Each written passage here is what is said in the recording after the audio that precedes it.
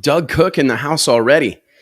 Hey, gang, Wes Buck here, Drag Illustrated Magazine, and I hope you guys are as excited as I am for our first ever Drag Illustrated ride-along. We've been talking about this kind of whole concept for a long time. It's something that we've seen in mixed martial arts and combat sports, getting together with our buddies to watch the same thing. Like, feels like the whole world is going to be watching tonight's season premiere of Street Outlaws, No Prep Kings, season 4 premiere tonight on Discovery Channel. So I thought I'd round up all my pals, round up all the homies, and we would dive into and watch this whole show with you. So please do your due diligence. Help us spread the gospel of drag racing. Click like, click share, help us spread the message. Makes a huge difference. If you haven't already, subscribe to our YouTube channel. It's youtube.com/Drag Illustrated. Of course, follow along on social media. We love having guys be a part of this, and I believe the show's starting right now, so I don't want to wait any longer.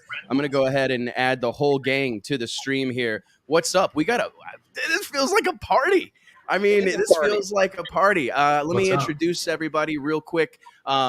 Myself, Wes Buck, founder and editorial director at Drag Illustrated Magazine, which I kind of pat all of us on the back. 16 years strong this next week. 16 years since we kicked the doors open at Drag Illustrated. To my, I think, left on the World Wide Web, the one and only Top Fuel superstar Clay Millican, who actually took in the sights and sounds of the No Prep Kings events in Denver a couple of weeks ago. Of course, my main man, JT Murder Tundra Hudson, and directly below, the one and only Doug Cook, our sponsor for tonight's show. Thank you so much, Doug, for being a part of this. Part of my old stomping ground in Iowa. It's kind of, man, I don't get to hang out with too many Midwest boys anymore. So, Doug, thank you for being here. And, of course, my partner in crime, as always, the one and only Mike Carpenter. What's going on, guys? What's up, man? Doug, do we got audio on you? I want to make sure I can hear Doug. Yeah, can you hear me? Yeah, we can hear you, dude. I'm actually going in Florida right now. So. Oh, you're in Florida. Oh, I forgot. Baller status. Multiple locations. Yeah. Multiple locations. Something like that. No. So, JT, where are you at? Like, I can't tell if you're in a bunker. I left the bar and came to my shop. No, I'm in my shop. Oh, man. Oh, it's so cool, man. So how far is your house in Florida away from the track at Bradenton, Doug? It's about 10 minutes. Actually, instead of loading my Nova up to go to the track, I just drive it there. So, well, hey, man, that's a solid program. Program. I love it. Perfect. Well, Street Outlaws, No Prep Kings. I think we can all admit that this deal. I mean, if you guys are watching the screen right now, look at this parking lot. I mean, this is Columbus, Ohio. If that's not the biggest crowd that has been at Columbus, maybe ever. I mean, Clay, you've raced in Columbus. Actually, I have not. You haven't? Never. Really? Columbus, I've been Top Fuel racing for over 20 years. Columbus was not on the schedule for that long now. Wow, that's hard to believe, man. It really is. Well, I mean, honestly, I had so many phone calls this particular weekend. I don't know why. It was it felt like it just took off for some reason, dude. Everybody that was calling me, Troy Coughlin, I got a text from him, his daughter, Paige, who actually is one of our showrunners here at Drag Illustrated. And everybody's like, dude, there's like a line of traffic 2 miles long to get into this deal. And I mean, I know there's a lot of mixed emotions about this show, about Street Outlaws in general, and like maybe romanticizing or celebrating what's believed to be like an elite or an illegal street racing ring or whatever. But what these guys have done for the sport of drag racing, I don't know that it can be overstated. Doug, how much do you think these guys have contributed to the sport of drag racing and popularizing car culture? Like tons. I mean, you know me, I appreciate where the attention's at. And you see stuff like this, you're like, dude, if it builds drag racing, if it packs a stand so these tracks can thrive, it's badass. Like, I mean, who's really going to argue with racing? We all started out street racing as far as I'm concerned. I mean, everybody to burn out pulling out of high school, that's just essentially, why everybody loves it, I think. So. Right? I mean, that's how I see it. I told someone one time, we got a nasty, like handwritten letter at the magazine from somebody, I think they were like a retired police officer, and God bless them. I'm a huge supporter of our men in blue, a big fan of the first responders, and I don't ever make light of what they do, but this guy was so spun out. Like, I can't believe for the life of me that you're celebrating these guys. They're, out on highways making, doing illegal street racing. And I'm like, man, I'm not trying to be disrespectful, but if I can turn on my TV and see someone doing a burnout, I don't care if they're in a school zone, Mars, I don't care. It's a victory for the sport of drag racing. And I mean, listen, man, this event too. I mean, we knew that Columbus, obviously they've done a good job with that track here recently, but that was a dormant track. Like Clay was saying, I think ADRL went there a couple years in the late 2000s, early 2010s. And this event was, can we say it all together now? Barn burner. This was a barn burner of an event. It gives me goosebumps just watching this. They're making fun of me, man. Ooh. But I talked to several people after they came back from this event, and I think that this actually, I mean, the pent-up demand for the series, because it didn't happen in 2020, and this being kind of like the grand debut, there were a couple of races that were supposed to be on the schedule prior to this that got canceled due to COVID. So this was the first one of the season, and the T-shirt sales that I heard about, the lines, the crowd, I think it was a high watermark for the season so far. I gotta tell you, man, whenever I was getting the text and stuff about the track, like, dude, I can't even get in. We're probably gonna have to throw in the towel and just go home. I mean, I don't know. I don't care where it's going on, if that's an NHRA race, if it's at a Cletus and Cars, or if it's at a Street Outlaws deal. Anytime there's traffic backed up to get into a drag strip feels like a victory to me. And like, just watching this right now, man, I think we can all attest to the fact that these aren't the people that typically get to see their name in lights, right? I mean, these are a lot of real deal racers, like guys wearing black T-shirts. You know what I'm saying? Like, this isn't, I mean, Clay. There's some stars on here. You definitely see some stars, but I'm seeing a bunch of names that, I mean, we'll become familiar with as this season goes on, but that I've not seen before. And that's what I personally like about it. Like, some of these guys, Cody Baker, like, I'm not familiar with this dude. Team Texas, this isn't a guy that I'm super familiar with. And like the guys on the screen right now, even Mike Murillo, I think about Mike. Mike's won, I think, 17 world titles, right? He's like won 17 championships in NMRA, NMCA, like street legal competition. But like, he's getting his shine right now, right? Like, he's getting his moment in the sun here today. And it's just, for me, it's cool because like, as I was texting people to try to line up guests for the show, everybody that I encountered was telling me, like, man, we're having a watch party. We're getting together today. Who was it? Yeah, Bowman's running this series this year. Yep. They better watch out. Are you familiar with Mike Bowman, Clay, Doug?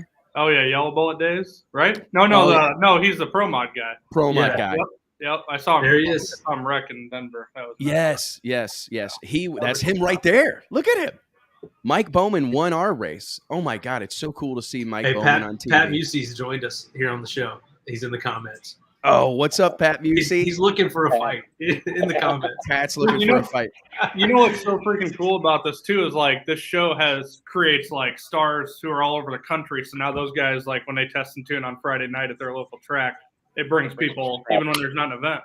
You know, it's like they've created their own economy, Doug. Yeah, that was a great point because a lot of these guys, like, no matter what happens on this show, now they can get some match race bookings. They can get booked in to make 2 or 3 runs on a Saturday night at their local drag strip. And that's a huge victory, something that I want to see, honestly, come back. And look, okay, so Mike Bowman right here, what's cool about this, or it's probably kind of controversial, is that's like the same engine driveline combination out of his World Series of Pro Mod winning Pro Mod in a steel-bodied Chevelle right there. So that's when I think when people think that these are like backyard hot rods, they are not. No, I mean, listen, not. they're not backyard hot rods.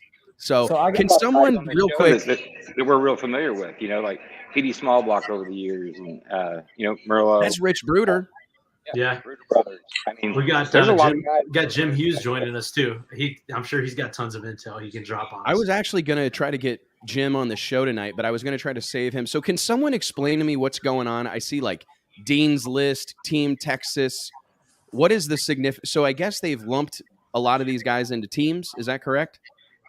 Well, yeah, they've always kind of been teams, and maybe they're doing something different this year, but yeah, they've always, the Oklahoma guys kind of ran for Oklahoma guys, right? And they used to race, when they on Street Outlaws, they would race, New Orleans against Oklahoma, the 4-5 against whoever, and then but when they started this no prep series, those teams were looking out for each other, so you better be on a team.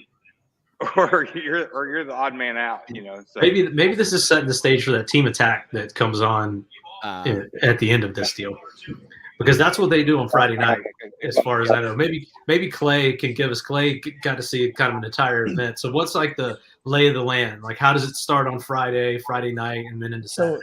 So apparently they do a drawing, and if they draw your team. They draw two teams, and that is team attack. And so those guys are actually racing for $15,000 on Friday night. And then everybody else still runs, but it's more of a grudge call out kind of situation. But some of that's kind of a little bit funny to me, because those guys will grudge race somebody on their team. And the reason they do that is they don't want the other cars to see how fast they really are or how slow they are. You know what I'm saying? So Right. Like Jeff, when we were there, he made sure to run Ryan or somebody because they didn't get chose for team attack. Like the previous week, Jeff won the team attack. His team did, which is 405. And I know he raced Justin Swanstrom's team. This past week, it was, it was Disco Dean in the final and Kayla Morton. She was in the final for the team attack deal. And it was it's pretty cool. I mean, because those guys are up there, they run the wheels off their cars. I mean, and it's kind of really awesome to me, because I know some of those guys, they got those Pro Line motors in the things, and they can, they're like 25 runs, they got to put rods in them, but every time they get an opportunity to go make a lap, they're going, and then they really get with the program with the chip draw and all that Saturday. And then that's kind of what we're seeing here tonight, what they're doing right now, the chip draw for the Invitational, they call it. That was my first, go to a No Prep Kings deal, and I had an absolute blast. I mean, we were just there a few weeks earlier for the national event, and it was strange to me because it is a completely different crowd. Yes, I was recognized by some, but the vast majority of the people, they didn't have a clue that I drove a Top Fuel car, which to me was kind of fun because I was able to just roam around and just enjoy everything like a fan. So this right here is their chip draw, Clay? Yes. Okay. So do they actually use poker chips, or what do they use? I honestly couldn't see them, but I know they've got numbers written on them and a color, and according to what color it is, that tells you your lane. So you don't get to like flip the lanes or anything like that. But I want to back up to that first chip draw week 4 last in Denver. I've always heard Pat Musey is a bad dude, but they got going. I was kind of standing on the outskirts of this whole pile of people drawing. And I guess the previous week, a couple teams got kicked out from a protest, from testing. And let me tell you something. Pat Musey, I think, is 70 years old. I don't want nothing to do with that guy. You both. I want no part of him. No part of an upset Pat Musey. That's a fact. Oh, it's too funny, man. Clay, I was going to ask Clay, like, this chip draw thing, personally, I'm a big fan. I mean, we've done it at every race that I've ever put on, starting with the World Series of Pro Mod in Denver, 2016, 17, 18, and 19. We carried that tradition on in 2020, I guess, and 21. Somebody's saying background noise is annoying. I don't know whose background. JT, turn your TV down. See if that's what I think it might be. I think it might be someone's mic, like backfeeding. I don't know if it's mine or not. It might be my TV. Hold on, I'll turn it down. Or it might be. It might. Clay, it might be your mic actually. Okay, I'll just change. Or if your volume, turn your if your audio volume. I think it's playing back into your microphone. Yeah. No, I think there's no background noise. There you go. I hear no background noise. You know how it automatically sorts itself out sometimes. Oh yeah. So, anyways, I was just curious. I'm a big fan of the chip draw thing.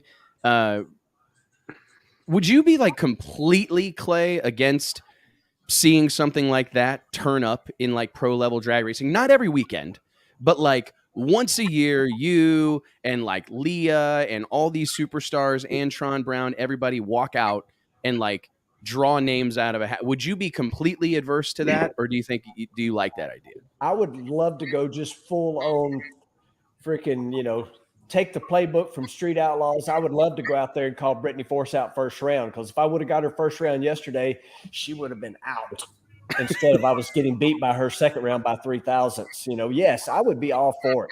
I would love to do anything to kind of stir it up, mix it up.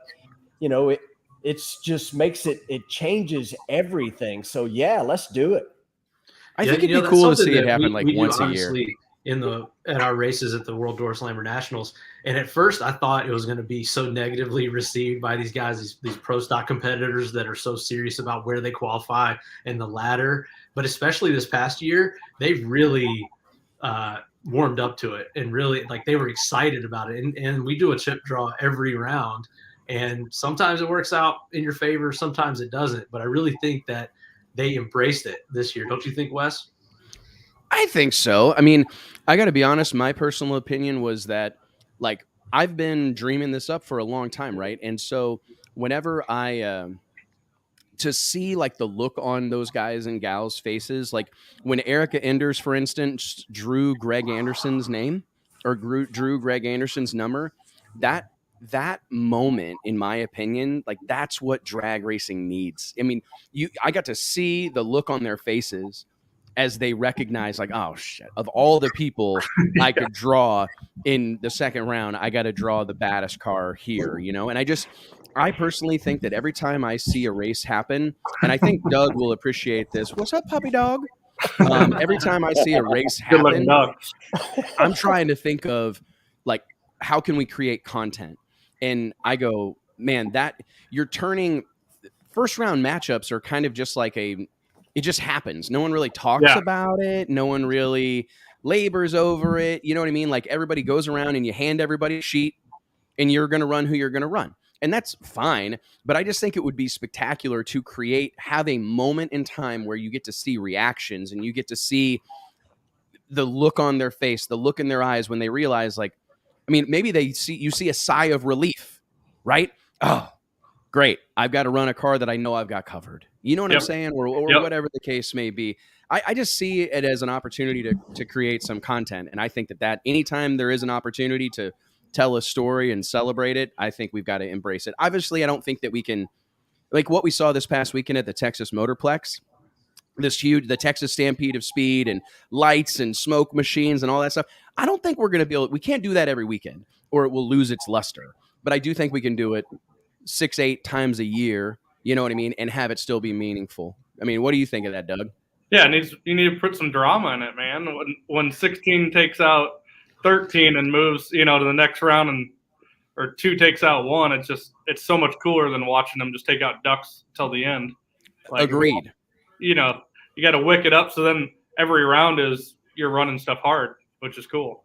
That's my thought, man. And I think also just kind of going back to, this is something that Doug's done a great job of. Clay, you've done a great job of. It's important just to get to know these people, put faces to names. Like, there's not a whole lot of like company owners in our industry that are as visible as like Doug.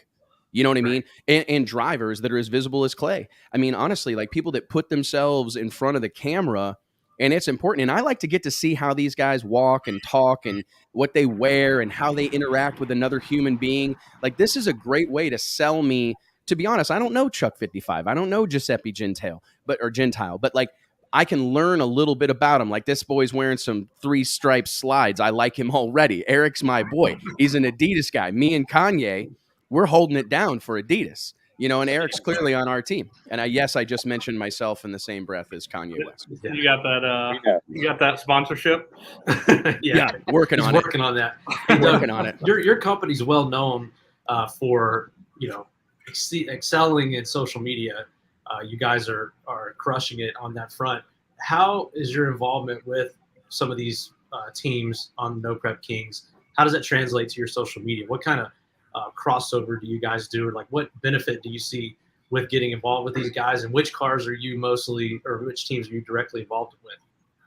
I've worked with a bunch of them from day one, but I don't really like pin myself to any of them. I just think that like our demographic just relates to them in general. So I'm not usually one to care about divisiveness, but I think they're all cool. So I just try and support them as far as just getting parts and stuff to them. But I probably should, take a stance or, go a little deeper with somebody, but there's just a lot of good guys out there.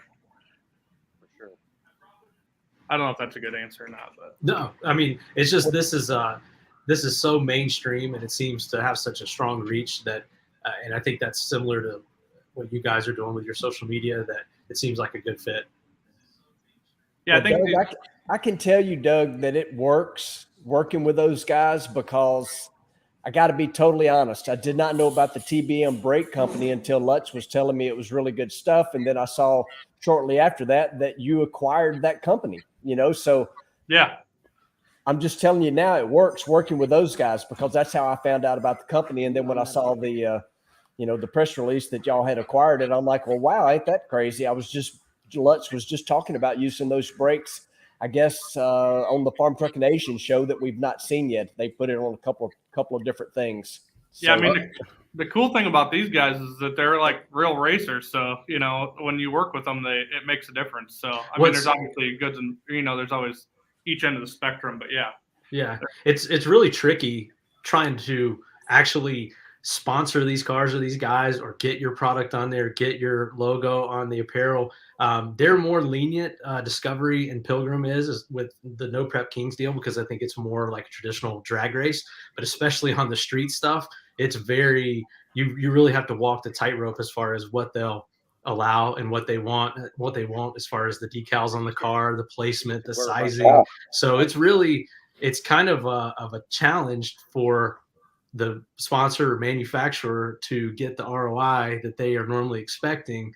But the way the show is such a big hit, just one quick logo flash or logo on the back of a t-shirt will probably do the job, My buddy Chris Bell that owns Kinetic Engineering, he said, this is so funny. He gave like Murder Nova shirts to wear, and Murder Nova like wanted to do it, right? Sean Ellington's like, yeah, man, give me shirts, I'll wear them.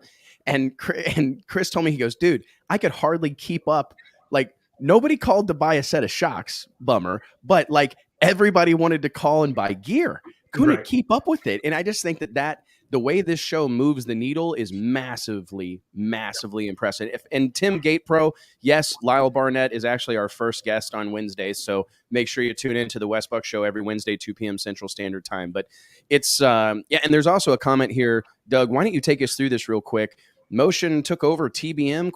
Sweet. Yeah. I mean, so how did that whole deal? Break news there. I don't think that was out there. I read it. Yeah, it's been out there, but yeah, it's been out there. You need to hire us to write press releases for you, Doug. I'm going to get some money out of you. I'm going to break you before this whole deal's over. You've offered to do it for free. I forget, man. That deal was like a long time in the making, and attorneys and stuff. By the time you're done, you're just like, okay, it's done finally, and you kind of lose your bearing. But we've always been their like number one dealer for the last like 3 or 4 years, and I just honestly just called up the owner and one day and said, hey, I know you have a bunch of companies. Do you want to sell TBM? We'd love to own it.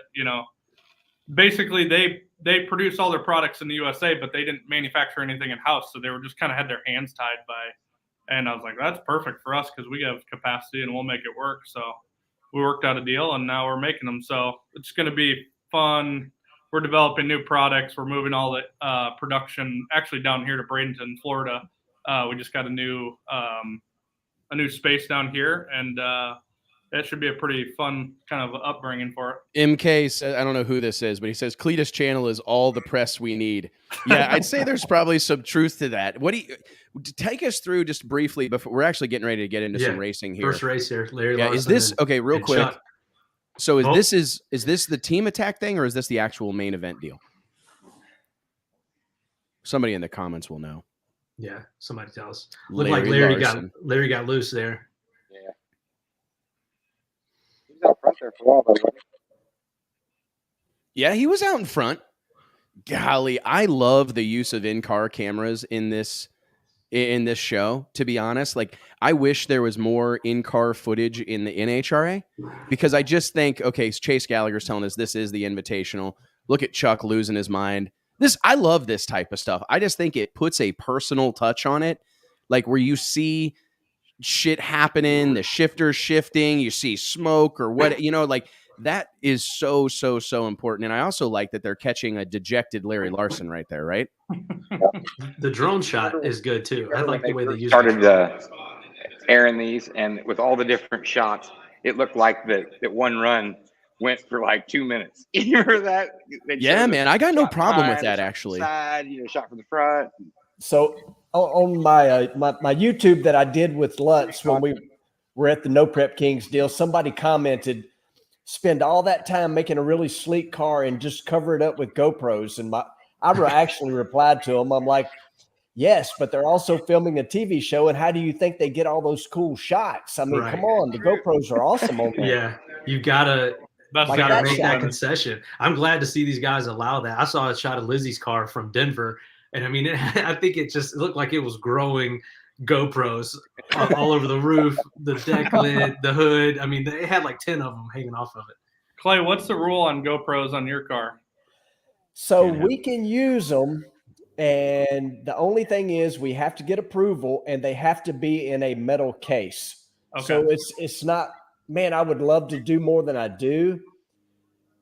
And I almost don't ever put them on there except while we're testing. And when we test, I try to put them all over the place just so I have stuff for my YouTube channel, to be honest with you. But we can do it, but we have to have approval. Okay.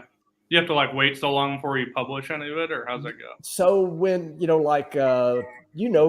Brent from PFI and Kyle Booster Boys, I actually put their logo on the car really big at Gainesville this year and they come out. The only thing they couldn't do, they could film everything. They had full approval, but they couldn't post their video until after the show come on television, which with NHRA is easy because it's live most of the time. Sure. So, I mean, we raced on Sunday and they posted on Monday. That's kind of like, buy on Sunday, sell on Monday. But, we raced on Sunday, they posted on Monday. But, NHRA was good with those guys about it, and they're good with me, doing the YouTube thing. I can't never get it posted before we get through racing because I'm the one doing it. So, yeah, exactly. One man crew. Yeah, exactly. But that's one of the things that I give Clay a lot of credit for. Kelly was going so fast he flipped his hat around. Yeah, I'm not sure. We'd have to back it up, but I'm almost positive the guy in the other car was not wearing gloves. Oh, for real? Yeah, they showed it in really the Mustang quickly, and I've heard some scuttle about that like some weird type of stuff will happen like that. So I don't know. We'd have to back it up and see. Maybe what's wrong with he needs to get that hat on straight. I mean, at least like line the hole up. Hey, that's how they do it in Mississippi. Okay. Oh, okay. I'm gonna get a whole thing started now. Monza, Team OKC. This old boy's an OG. The 55 that ran a couple passes ago, that is a good looking car up close too. And I mean, stock proportions and everything. It's just it's a good looking car. Think about it for 2 seconds. Do you think any of these guys thought that one of these days they would be having like a Proline twin turbo engine between the frame rails of their car? I mean, most of these cars had like conventional headed big block Chevys with like a plate system on them. You know what I mean? Or like, really, really like standard kind of fair engines and drive lines. And it's just crazy to see how exotic it has got. And you're right, Mike, that drone shot's really, really good. And the production that they've got with the guys looking down and then looking up when they go to the little on screen, the lower third, that's bad. Yeah. Like Monday Night Football type thing. You think it was better when they had regular engines? I do personally, Doug. I mean, my family, and like you're real racers, and I love how far this deal has come, to be honest. It's great, and what it's done for our sport cannot be overstated. But yeah, my biggest concern about this deal right now is that it is going a direction that it's so hard to put the rabbit back in the hat. You know what I'm saying? Like it's just, and I do think that some of the magic of this show historically, we got a commercial break conveniently. Some of the magic of this show initially was the fact that it was Chuck Sightsinger with a back half 86 hatch Mustang. And now it Chuck's just got a new car, right? He's had to go build a new car. I think he just debuted it. Yep. Yeah, I mean, and I just think that when it was a little less exotic, when the stuff was a little bit more manageable, or reasonable financially, I think aspirational culture. There's a whole thing, aspirational culture, and I think that I saw it, and I'm going, hey man, if this stuff looked a little bit more feasible or a little bit more realistic to the average guy, but hey man, it seems to. I mean, it's still working. Yeah, it seems to still be working. I know Jeff is going to be joining us here in a minute. We can just blame him because if you think back in the OG show, the level of cars stepped up the moment Lutz started coming on the show. The twin turbos started getting added. But he's a wild man across the board. He did that even at Drag Week, Exactly. He did, and I think that, and I don't know if all those guys would give credit to Jeff, but like Jeff was intimately involved with Big Chief's program, intimately involved with Murder Nova's program. I mean, and he was, he's contributed a lot to this show in a lot of ways, and probably doesn't get the credit that he maybe deserves for what he's doing. But like a lot of those teams now. I didn't hear what you said, JT. I think he's helped on a lot of those teams across the board now. Like through the years. Oh yeah, I mean, I believe he has. I mean, it's just I'm reminded of a conversation I had one time, and I think Doug, you'll appreciate this. This guy is a legend, Chris Alston, Chassis Works.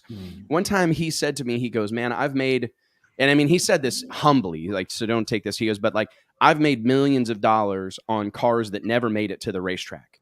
You know what I mean? Like so many, Mustang 2 front end kits and back half kits and ladder bar kits.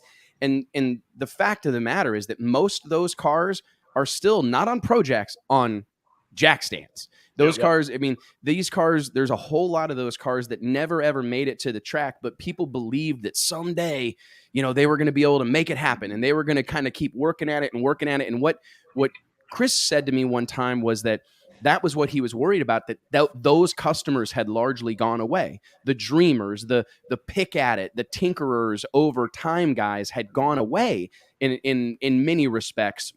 And I think that Street Outlaws first and No Prep King second, I think has rejuvenated that a little bit, or maybe a lot of bit, because there's a whole lot of people that are going, you know what, man, I'm going to get my car out and I'm going to go ahead and finish it, or I'm going to go ahead and spend a little bit of money trying to update it, or whatever the case may be. And I know that it's obviously far beyond, I believe, what any of these guys ever expected it would be. But bro, I think these guys are relatable, even if they are on, screw blown Hemis and stuff like that. Like, not only are they normal dudes, but they don't have, part of the good and bad of them not having stickers all over their cars and stuff is that cars look more relatable, all that stuff. And then they've obviously inspired the whole no prep scene, which you don't have to have the fastest car to win. So that's made more people build cars. Yeah, it's kind of like a trickle down effect, really. Yeah.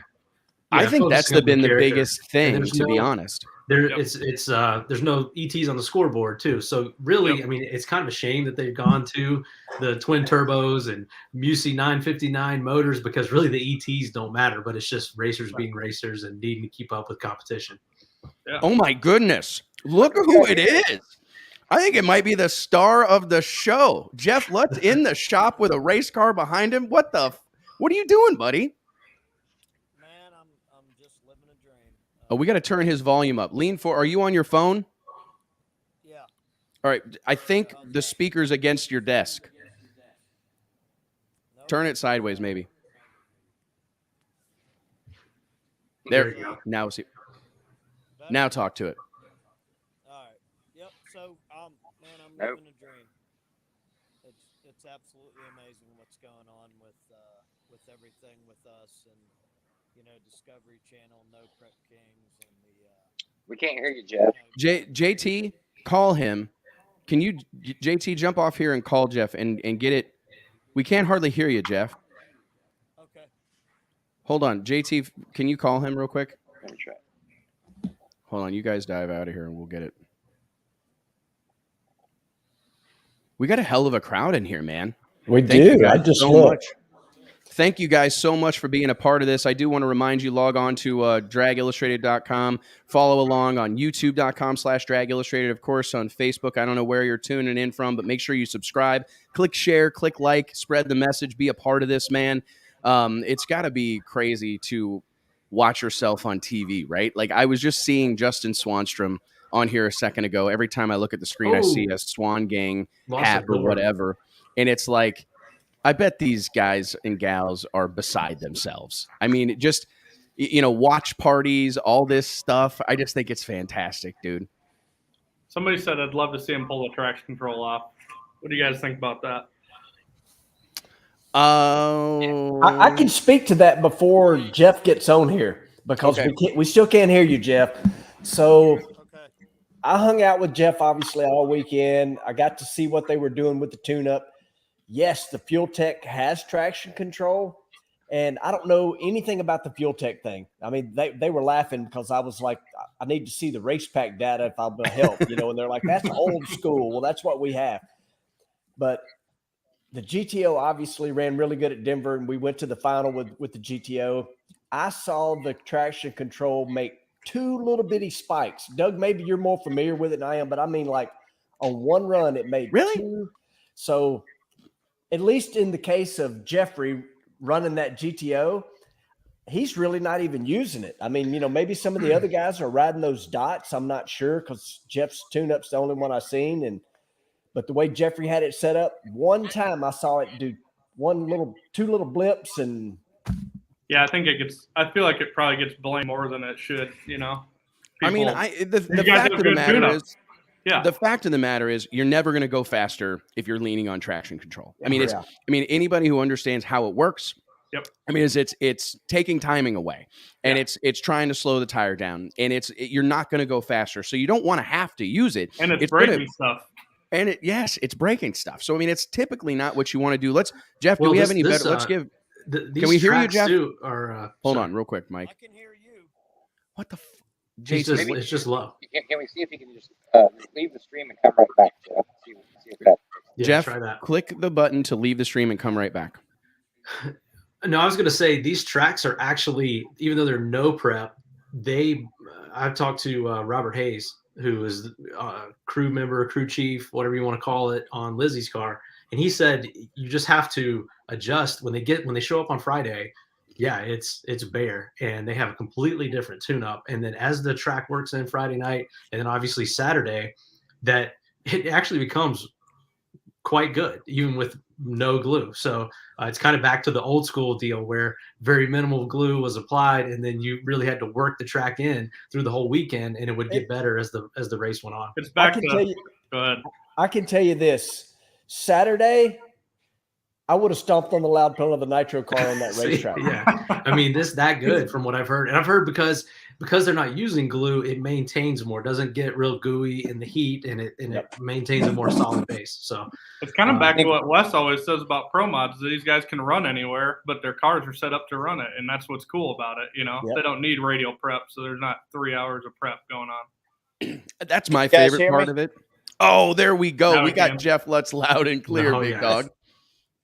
No, I can barely hear you. Thank you so much. It's all good. Can you hear us okay? No, barely hear us? Not really, but I can mumble through it. Well, tell us real quick, just what has it been like to see this deal do what it's done, and just the ascension that Street Outlaws and No Prep Kings after that has taken, your involvement. I mean, what's it feel like to you to be a part of pop culture at this point in time? It's when it all started, I was kind of blown away by it because, I was a drag racer. You all know I've been drag racing for a long time. And when the street thing come around, I was like, check that out. And, Justin and I become really good friends, Big Chief and Sean.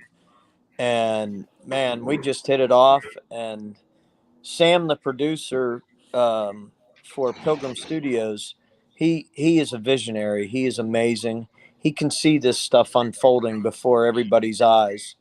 And when we did American Outlaws Live in Ennis for the first time, we jammed that place. We stuffed every hotel within a 50-mile radius of that place. And, you know, lo and behold, there was the No Prep Kings. It was I got to hop in there on that one. That was Britt Cummings, yes. bracket racer. That's who that was. Put that together. Yep. I was there. I was was there, and I remember being so taken by it. Like, just the energy and the atmosphere was so different than anything I'd ever seen. And I've been to drag races from sea to shining sea all around the world, and I thought there is an enthusiasm. And there's that beautiful GTO. Oh, yeah. There he is right there. There he is. It's like, to me, I just thought, like, this is real people. Every team was like largely comprised of volunteers, guys that were working for beer or working for a high five at the end of the night, passionate about it. Everybody wore their heart on their shirt sleeves, so to speak. Like, everybody's pot committed to this deal. I didn't see any sublimated crew shirts. You know, it was Dickies work pants, Dickies work shirts. It was just a unique atmosphere. It was an average guy's deal, man. Here you are. Take us through this run right here, Jeff. I mean, we're actually watching you on screen going Randy Williams, I believe. Okay. Take us through this matchup real quick. Man, I got to go out and see it on the screen. Oh, shit. I can't. I'm out in the shop. The wife's in there watching it right now. Oh, no, you're good. Yeah. Here, well, so we're watching you bump this thing in, and it looks to me like, okay, make a move toward the wall, put a little wheel in it, never look back, shoots out early, dragging the laundry in his face. All your boys back behind you, Murder Nova, fist bumping everybody. I mean, how good is the track? I mean, we were talking about that while we were trying to get you back on. I think there's a belief system that you're out there racing on an ice skating rink, but we're under the impression that the track eventually becomes pretty decent. The track becomes very good in the later rounds. You know, we don't have any VHT or any of the sticky glue stuff. When we show up, they scrape it, they wash it, and it is slicker than a button. And the only thing we do spray is from the 8th mile on, because when you decelerate out there, you're on ice. So, you know, they try to keep you safe in the traps. In the early years, you see the guys going through the lights, hitting the walls and shit. That was solely because they weren't putting any glue down at the end of the racetrack after you're out of the power. So, but you know, Clay was there. He's seen it. We pulled the racetrack. You know, after the 3rd or 4th pair, you're getting into the 250, 300 range on the trachometer. And then you can really start pouring the coals to it.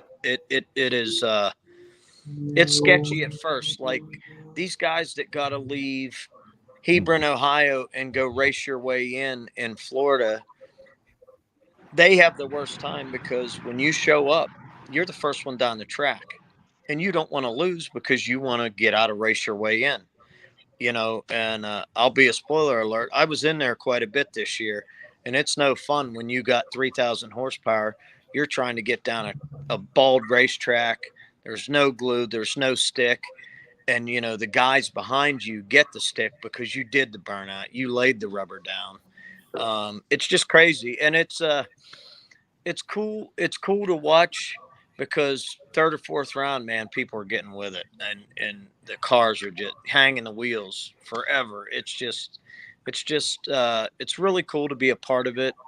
And, you know, I think it's more relatable to people because, you know, you go to any of the other big events, you're running a ladder. Number 1 runs 16, or number 1 runs 32. But here, it don't matter who you are or what you got. You pick out of the bucket. You could pick the slowest guy there, or you could pick the fastest guy there. And I think that's what draws the crowd in, because anybody can roll their car in there and, you know, have a shot at something for a little bit. It's really cool. It's really cool to see. And the amount of racers that have come, you know, you got your Swanstroms, and, you know, look, we got Pat Musey on the ground. That's badass. I mean, I raced with Pat Musey 20 years ago. You know, and his daughter's there racing, and I knew her when she was 8 years old. You know, it's just, it's really cool to be a part of, and it's a dream come true for somebody like me. You guys know, I've drag raced most of my life, and I've always paid to do it.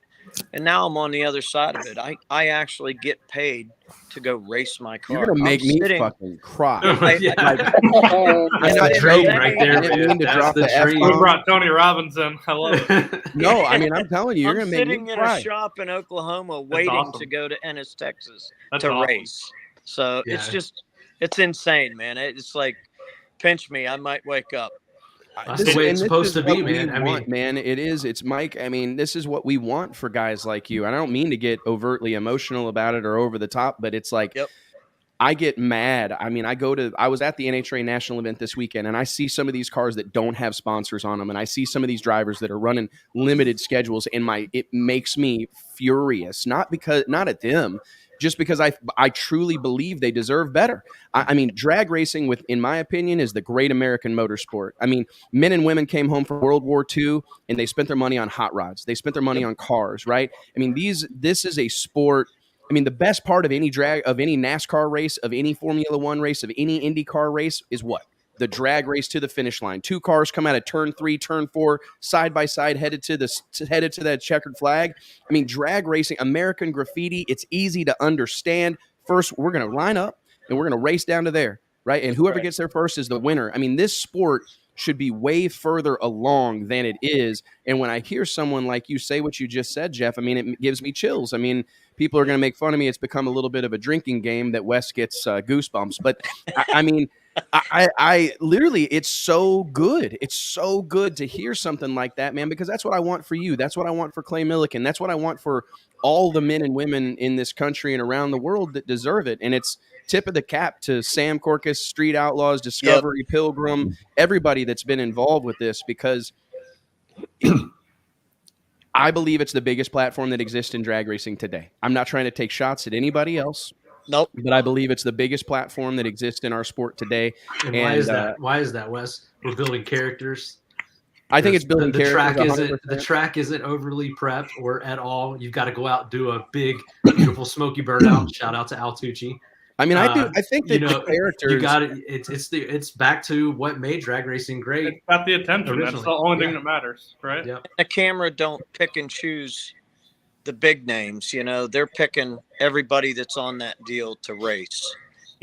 Everybody's got a shot to be in front of the camera.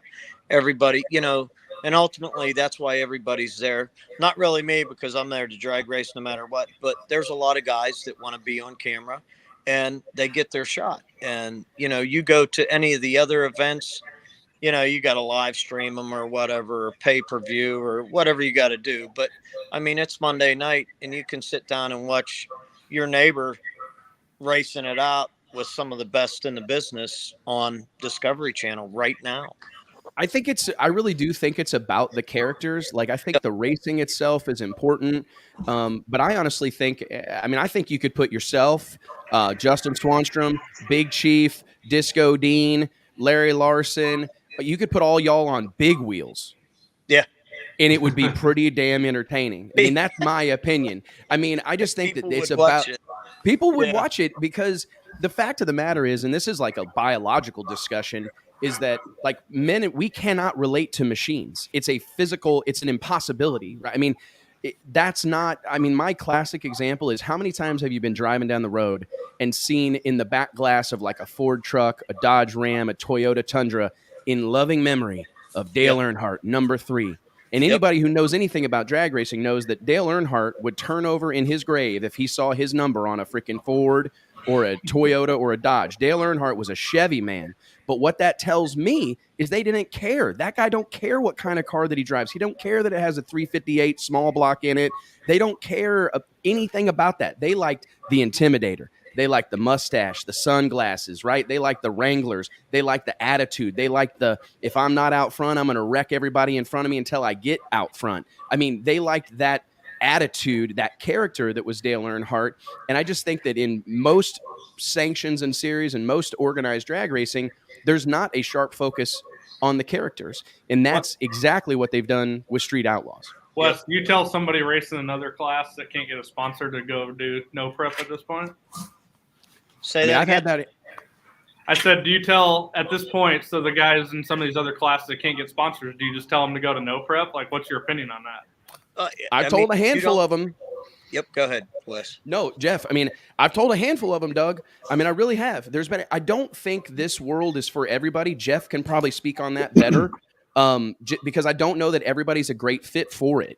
But I will say that I think if you want a big audience and you want eyeballs and you've got a major league sponsor that's paying attention, I don't think there's a better stage or a better platform than No Prep Kings. Go ahead, Jeff. In our show, they have what they call Future Street Outlaws, and it's like tryouts. I mean, the camera crews are there, and if you're a character, man, they're going to pick you up. You don't need sponsors.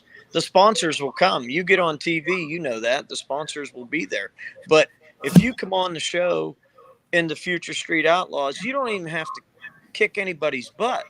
But if you're a character, that's what they're looking for. And a lot of the big racers come and said, "Oh, this is bullshit. I don't understand it." Well, first off, it's a TV show.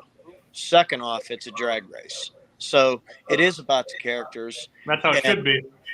And you get that group together, and man, you got fights. You got people with fast cars. You got people with slow cars wanting to kick somebody's ass, for saying something wrong. So, there's a lot of characters there. And I didn't understand it at first, but now I do. I see it when it's on the TV.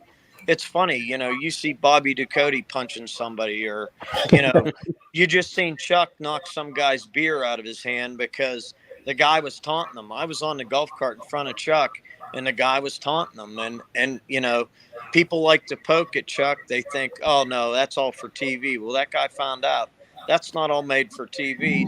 That's how Chuck is.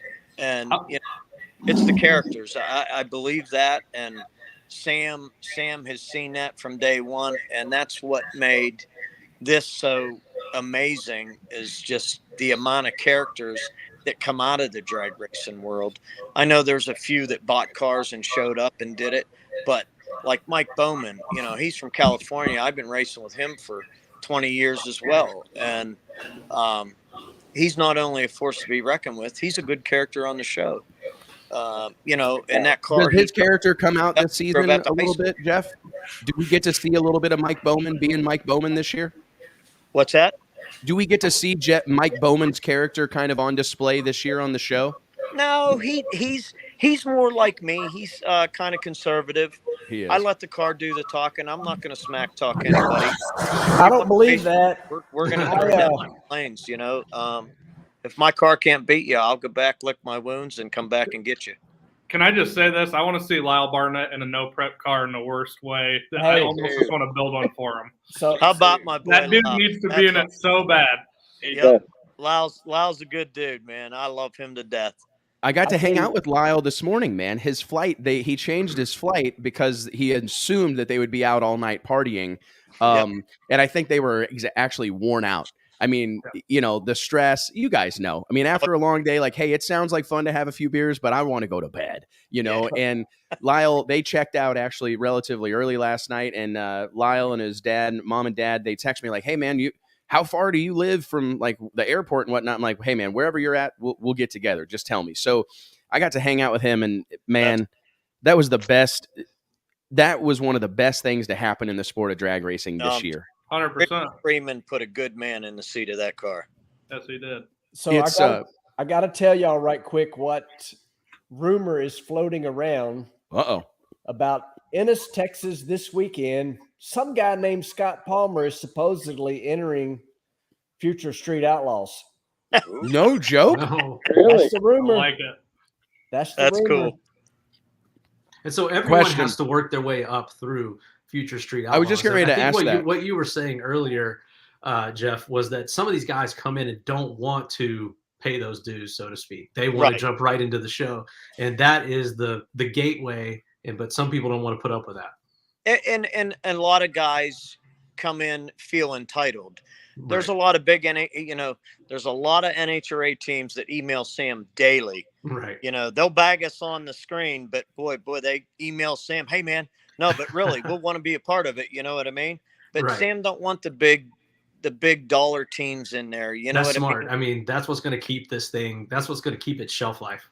Yeah, that. Yeah, absolutely. The grassroots racer, the guy that, works all week to go racing is the people they want. And there's like the core guys, like most of the 405, some of the Texas guys and some of the NOLA guys, we're the core group that, took the chance on season 1 when everybody was laughing at us and making fun of us and said, oh, this will never work. And now it has just blown up into something amazing. You're being rewarded. You're being rewarded for taking the early, rolling the dice early. And absolutely. Yeah. I was at PRI show, 5 years ago when Sam told me the idea, and I said, yeah, count me in. I'll try it, and it was great. I think about that same time, you and I were talking about doing our own version. You came to me and said, hey, let's do our own drag week. Yeah. A different version. And then you you had to go all in on this because, and why wouldn't you? I mean, what an incredible opportunity. But I think to your point, real quick, I want to give my wife a shout out. Look at this. Did anybody else's wife deliver snacks and drinks? Wow. Dude, I'm spoiled rotten. That is awesome. Unbelievable. But hell, I had TV dinners. You're also on the show we're watching. You're on the TV right now. I'm not. So if you want, I'll send you this charcuterie board or whatever, and you let me drive your car. But seriously though, how much? I think it's interesting. Can you kind of shine a little bit of light on this, Jeff? That Justin Swanstrom did it the hard way. Am I right? I mean, because I think a lot of people don't understand that. I mean, he entered those races, piled up a race car in Norwalk. I mean. Yes. I don't think people are really giving that kid his due because he did it the hard way. He didn't he didn't beg like, hey, you got to put me on the show. I want to be right in the main event deal because I think that's, and to your point earlier, it's not like we expect you to come win before we pay attention to you. We just need someone who's got a big personality that's colorful, that's going to kind of play the part. And I think he's kind of reaping the benefits of that. Reaping the rewards of that right now. Him and his family and his crew, they're great people.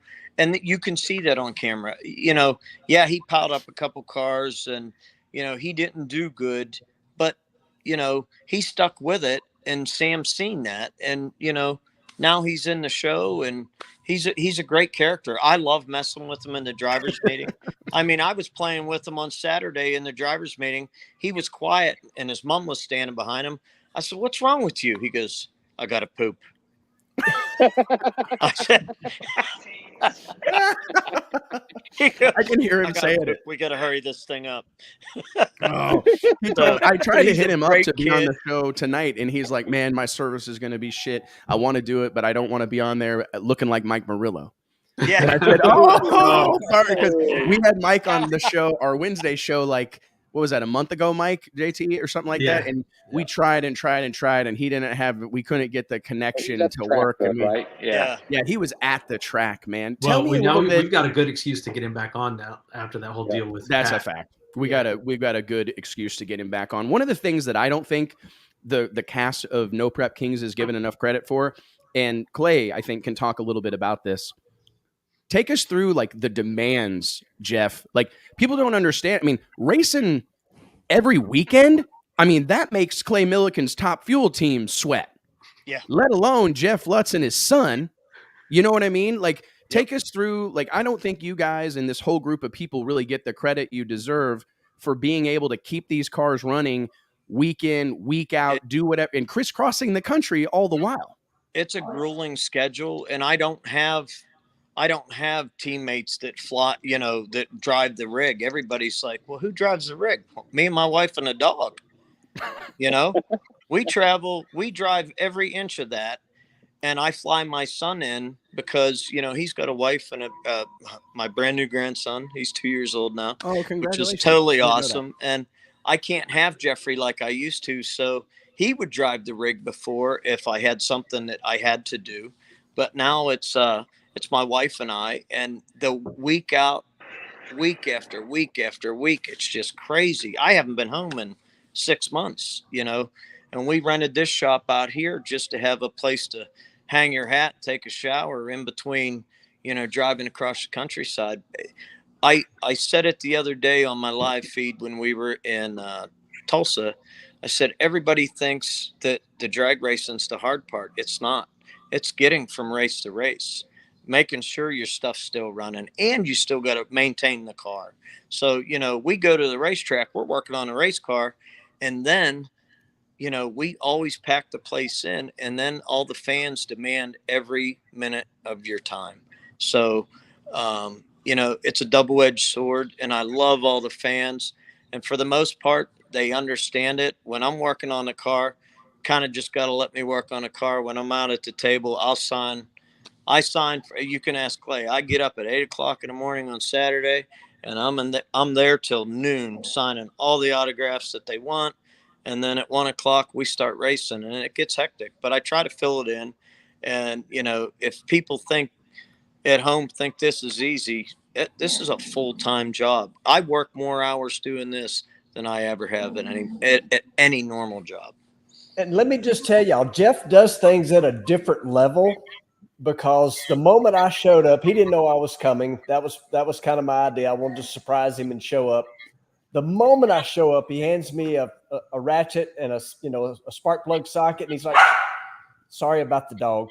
And he says, "Change the plugs in this thing. I got to keep signing autographs." You know, he had a line of people back there. So I pull the plugs out, and I do what every mechanic should do. As I pulled the plug out, I laid it, what cylinder it come out. I laid them all up there. I got them all laid out on top of the intake. He comes by, and he's like, "That ain't how we do that." And I'm like, "Well, they're all laid out in order." And he's like, "Yeah, but we don't lay stuff on top of my polished intake." That ain't So when I tell y'all he does it at a different level, not only does his car run good, it's beautiful, and he takes that extra time to keep it that way. There's not a car out there that's any nicer than his is. And so as I continued to work on the car the rest of the weekend, a towel got laid down every time before I touched it.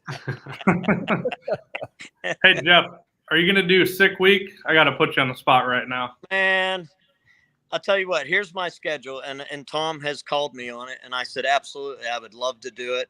Yes, I will bring Mad Max. And the problem is right now, after Bradenton, like we go from here to Texas to Louisiana to Florida. We're supposedly got 2 weeks off, and then we're going straight into America's List. But if there's a breathing room in there, I am going to be at Tom Bailey's sick week for sure. What car would you have? The Mad Max. Mad Max? Okay. It's just sitting at home ready for that. No joke. Beautiful. Yep. I hope they give you a break. It's crazy to me that like so, there's these drag and drive events are popping up like this, to be honest with you. Like, wow. It was always fun to do it. And, you know, the ones that when we did it at Hot Rod Drag Week, Wes, you were there at St. Louis. It's a lot of fun, and it's just like a family atmosphere. When you leave the racetrack, you go into survival mode, and so does everybody else that's driving a race car across the countryside. So made a lot of friends and a lot of good times doing it. And Tom's been a good friend of mine from day one. And I told him if I can get the time off, I will come and support it, and I will come and kick his ass. We got a comment here. Doug, will you break this down? Marco Philham in the what is sick week? What is sick week? It's Tom Bailey's new drag week. So can you break it down real quick, Doug? Yeah. So Tom basically said, you know, we got drag week. Well, I mean, these things are, like you said, they're popping up everywhere. You have drag weekend up in the north part of the country. You have drag Rocky week, Mountain Race Week. Yeah, Rocky Mountain Race Week 1 and 2. And Tom said, I'm going to do it down in Florida during the winter. So basically now you have events all year. So if you have a drag and drive type of car, you can literally go to, just like any other type of racing, race all year, not just once a year or whatever, which is just awesome for the whole thing. And Tom said, I'm going to bring the fastest dudes if they can get there. And we're going to go to all these tracks down in Florida, which if you guys haven't raced in Florida, I mean, you're racing a drag radial, you're on as good a tracks as you're going to be anywhere. Yep. So you have the opportunity to have big tire cars go fast, drag radials go fast, and Florida during February is pretty badass in itself. So I think that pretty much sums it up. And the drives aren't so grueling. The drive a little bit shorter. That way you can get together with everybody at the hotels at night. At drag week, the real drag week, I mean, hell, you'd be lucky to make it to a hotel. So exactly. Yeah. Excellent. Oh, look at a puppy. Everybody's got a pet. I've got a cat, I think, somewhere around here. You got a cat. I got a cat somewhere around here. I guess I'm gonna have to get a dog so I can fit in on this show. Yeah, mine's barking over here. So y'all may not know this, but Jeff and Jeffrey are building me a vehicle for Drag Week. Week stuff. What? Yeah. Love it. Yeah. Are you serious? I'm serious. It's pretty cool. Can we get some details? Yeah. So it's kind of weird. I'm gonna start and then I'll let Jeff go. Yeah. So this was my son's truck. It was my son Dalton that we lost a few years ago. And it started out as I just wanted to make it a little more fun to drive. I mean, this was a teenager's truck that was beat to death. He fixed it when he got his job driving a Monster Jam truck. He started making a little money. So the truck became named Dentley. Instead of Bentley, it was Dentley because there was not a spot that wasn't dented on this thing. And he got it all fixed up. So anyway, I started out, I just wanted to, I got an Arrington 426 Hemi, a late model, not a top fuel kind of Hemi, but, and then I run into this guy named Jeff Lutz, and the next thing you know, this truck is at his shop getting twin turbos full. I was just going to say, it's got twin turbos on it. It does. Has to have twin turbos on it if Jeff's involved. Twin turbo late model Hemi. It's going to be cool. It's really cool. We got it sitting right. We did the cage. It's a 4-door, which is really cool. What your truck? It's a 04. Oh, Yep. yeah. And it's all flat I don't want black. y'all It's to a think. good-looking truck. Yeah, it is. I don't want y'all to think it's going to be crazy fast.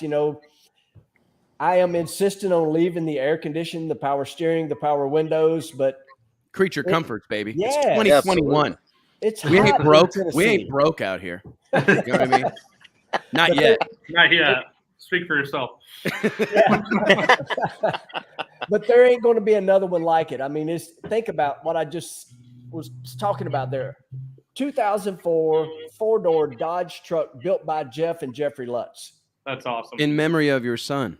Absolutely. really So, cool. for a Dalton, like what an awesome deal, man. And we need Clay Millican. Like, listen, you're racing at the highest level. I mean, you can't do it any bigger than Top Fuel. But I think we need to see you in some of these other sanctions and series. You're such a great ambassador for this. Thank you. For the sport of drag racing. Like wherever you go, we need you there because you're doing the Lord's work. That's right. Well, I appreciate that. One other cool thing about the truck. Now, we've not put it out there. Like, me and Jeff have talked about this a lot. Like, this thing will just kind of like debut. We've been, keeping up with it as we go. There's video, there's photos, there's all this. But one of the coolest things, not only is it Dalton's truck, we got the actual seat out of Blue Thunder, the monster truck that he drove. No joke. We That's have awesome. that seat is mounted in that truck. That's so cool. And Jeff is, I don't know what Y'all he's are going into. determined to make me cry. Yeah. Determined. But It's we're not that Is hard. Kyle Kelly doing the pimp walk? Drink. I think Drink, Kyle Kelly JT. just pimp walked out to the chip draw. One unbelievable. Here, I thought who's Jeff the- was going to spin that camera around and give us a sneak peek. Here, I did but too. He leaned into the camera, Yeah. and I thought, oh boy, we're fitting to get a sneak peek. Jeff, tell me who do you think's like the best pure driver? Like when we talk about NHRA, Pro Stock, Pro Mod, we just talked about Lyle Barnett. I think Lyle's a natural. Erica Enders comes to mind. Jeg Coughlin Jr. I think is probably one of the best to ever do it. Tony Schumacher comes to mind. Doug Coletta, Clay Millican, I think's in that conversation. Who's the best pure driver in No Prep Kings? I'll tell you what, Ryan Martin is. He's a cut above the rest. A lot of people think he's spoiled. He didn't earn nothing. That guy works as hard as me, if not harder. Him and I travel the countryside together, and we test more than anybody will test. And he lives, eat, and breathes it. And that guy, he's a good racer. And he's very meticulous. I mean, you can see it in his cars. His crew guy, Javi, they share the passion together, and that's why they're on top of the game. Who do you, if you're going into the final, I mean, we saw you go into the final, at Denver against Lizzie. If you're going into the final and you're in the hunt for the championship, I mean, real quick, kudos to Pilgrim and everybody else. I don't know all the nuances of this deal, but the fact that each one of these races pay $40,000, the final The World Championship pays $100,000. These are dollar figures that drag racers deserve to be racing for. I mean, this is what y'all deserve. This is what it should be. That should be the minimum. If you got a race, if the championship's on the line, who don't you want to see in the opposing lane? Who's the last person you want to race? Is it Ryan Martin, or is there someone else kind of tabling the driving ability or whatever? Who's a guy that's a thorn in your side you don't want to see in the other lane? I'll tell you what, right now it's Lizzie. Pat got her flying. She took me out first round on Saturday, and she beat me in the finals last weekend. So that'd be a toss-up between her and Ryan. Wow, Ryan, I've beaten once 3 years ago in season 2 or 3, and I won the $40,000. I had Larson in the finals, and I beat him for $40,000. But Ryan's a tough competitor, and right now Lizzie is. Those two right there are very, very tough customers. That sets up a good one real quick. And I don't want to keep you all night, Jeff, so you can shut us down anytime you want, okay? You're the celebrity on here, you and Clay. So you guys you can flip the laptop close whenever you want. That's what you get when you make the big bucks. But, that's messed up, guys. It's true. You can leave anytime you want. But two things. What do you make of the rules? Like, I've been really impressed. I mean, the fact that, you got twin turbo deals, pro charge deals, you got roots blown deals, you got, I think mainly screw blown deals, nitrous cars. It's been pretty impressive. I think this might be a good opportunity to give a little tip of the cap to my buddy, my lifelong friend, one of my closest friends, Jim Hughes. What do you say about the competition and the parity that exists in No Prep Kings right now? I mean, are you surprised that all these cars are running seemingly close together, Jeff? They're really close. Jim does a great job. He works hand in hand with Sam. Sam leans on Jim for the rules, and Lonnie Grimm has a lot to do with that as well. That's a tough job. The rule maker's always got the worst job there is, because yes, every Tom, Dick, and Harry's got this. They want a weight break for that, or we're not spraying as much as this guy. But as far as parity goes, we're really close, because I know I was close to Lizzie. I know I'm pretty close to Ryan, and I mean I'm probably the only guy out there with a big block Chevy, and I get to weigh 2675. So all the other billet Hemis and stuff, they're 2900, 2800, all that stuff. And I mean, you see the races, they're close. I mean, they're real close. So even down to the small block cars, Chuck's small block, Sean's small block. When those guys, they're fitting a fight on the TV right now. Is you all seeing the fist fight? Who's this guy Chuck's fighting with? Chuck is being held back by Murder Nova, dude with a beard. Oh yeah, that guy was taunting Chuck on the way from the drivers' meeting. The guy was just being a total jerk, and I think he wanted to test if Chuck was real or not, and he found out Chuck's real. So Chuck loves a scuffle, it would appear. I'll tell you what, if you ever go to battle, Chuck's your guy. He got your back 100%. He's like one of the. I remember when we put him on the cover of the magazine. He was him and the rest of the original cast of Street Outlaws, Farm Truck, Asian, Big Chief. I text Big Chief, and I thought maybe we'd get him on here tonight, but we'll maybe try to get him on next Wednesday. But yep. Real quick, I wanted. This was my second question, Jeff. How cool is it to see your? I mean, like in drag week competition, your nemesis, Larry Larson, doing this? I mean, that's got to be like the hardcore drag racing fans, the people who've been paying attention to this stuff for a long time. You gotta love to see him involved in this deal, right? Do I love to see him in it? No, because he was one of the guys that that's awesome. Made fun of us in the early years. He poked fun at it. He poked fun at the Street Outlaws. But I mean, he's a camera chaser. He's doing what he wants to do. You see Mike's reaction? You see Mike about to spit out a White Claw or whatever Mike's drinking. I'm just being real. But you know what? He's a good competitor. His car is absolutely beautiful. But, like I said, it goes back to the core group that believed in this in the early years. Back when the original Street Outlaws was going, I think it was season 2, I called him and offered him to do this with us, and the drag week edition of it. And he said he has nothing to gain by working with these knuckleheads, and he would never, ever do it. And look at him now. He's chasing the camera.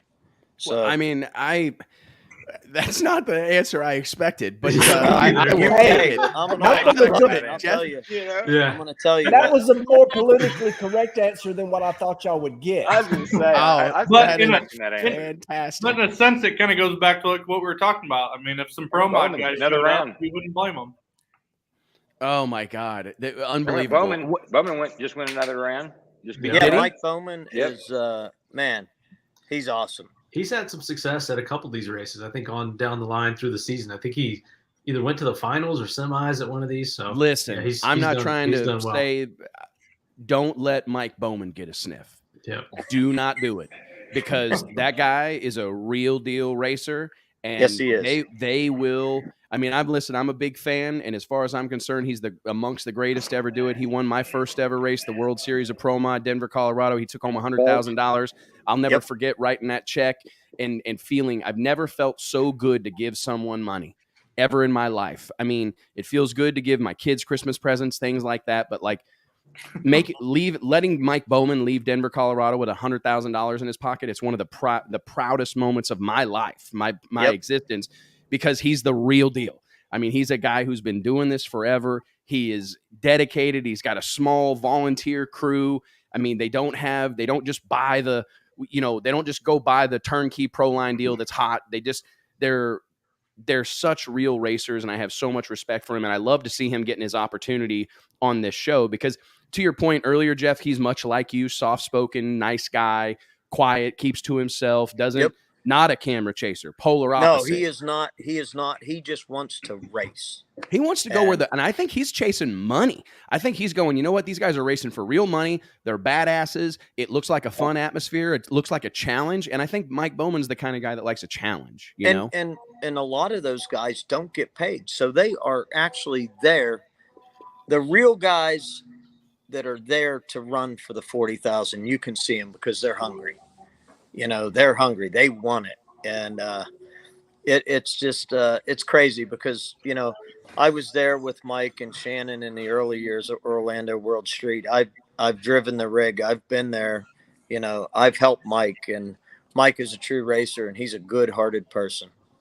Who's the coolest dude on the No Prep King scene? Like I want to give a real quick shout out to Troy Coughlin's daughter, Paige. Paige Coughlin has joined our team at Drag Illustrated, and she started out as an intern. She helps us a lot with my show on Wednesdays. She helped us tonight get ready. She sent me over, you know, details about everybody that was racing tonight and everybody. Who's like the coolest dude that races on No Prep Kings? You know who I really like? He's from California. Is Giuseppe Gentile. Really? I have never met him. Really? Yes. What's cool about him? Long-time PSCA guy, right? Oh, yeah. I knew the name. Yep. And Bodie's super cool. You know what? I like a lot of the guys from California, believe it or not. That's interesting because that's not normally the case. I'm not trying to be statist. I know. I'm gonna. Is statist a word? Because I think I may have just not. I'm introducing a new word. Statist. I'm from Texas. I live in Texas now, right? You remember about this guy in PRI Lounge? No, I don't. What are you talking about? After the PDRA banquet, him and his buddies were down in the lounge at JW Marriott, and who was it? Bobby Ducati? No, Bobby's a wild one. Kamikaze. Oh, dude, Yeah. Chris, Chris. I actually texted him the other day accidentally. I can't remember. Chris Davis. I have two Chris Davises in my phone, and I was trying to text the Chris Davis that does wraps, like vinyl wraps at Kryptonite Customs. His name's Chris Day. Yes, that's exactly. And I have it in my phone as Davis.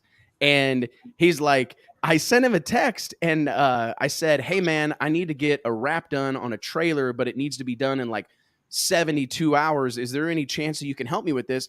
And Kamikaze texts back like, well, damn, Wes, I'll do my best, but I don't, you know, and I'm like, What do you mean you'll do your best? And he's like, well, I don't wrap trailers. Like, oh shit, I texted the wrong guy. Sorry, dude. Yeah, That's but anyways, awesome. he's a great human being, man. Did you help him get the Elko up rocking and rolling? That Yeah, thing, we did some stuff for him, what we could, while we were filming. He could just never get right with that car. Yeah. But his new car, he bought, I don't know if you remember at Billy Midnight, what was his name? Tony Nesbitt drove the black. Yes, Tony Corvette. Nesbitt. Yep. That's the Corvette that Kamikaze now owns. Okay, killer. Well, it's Yeah. good. So he's got like a real promo. He's got a real race car. Yeah. Yeah. And I do believe Gilsbach built it, maybe. Yeah. Yeah, it's a nice car. Very nice Well, car. good deal, man. That's He fantastic. walked in that night at the lounge. He said, "Man, the bar just closed." I said, "I got you." I went up to the room Yeah. and I think I had a bunch of liquor and I brought it down. Shocking.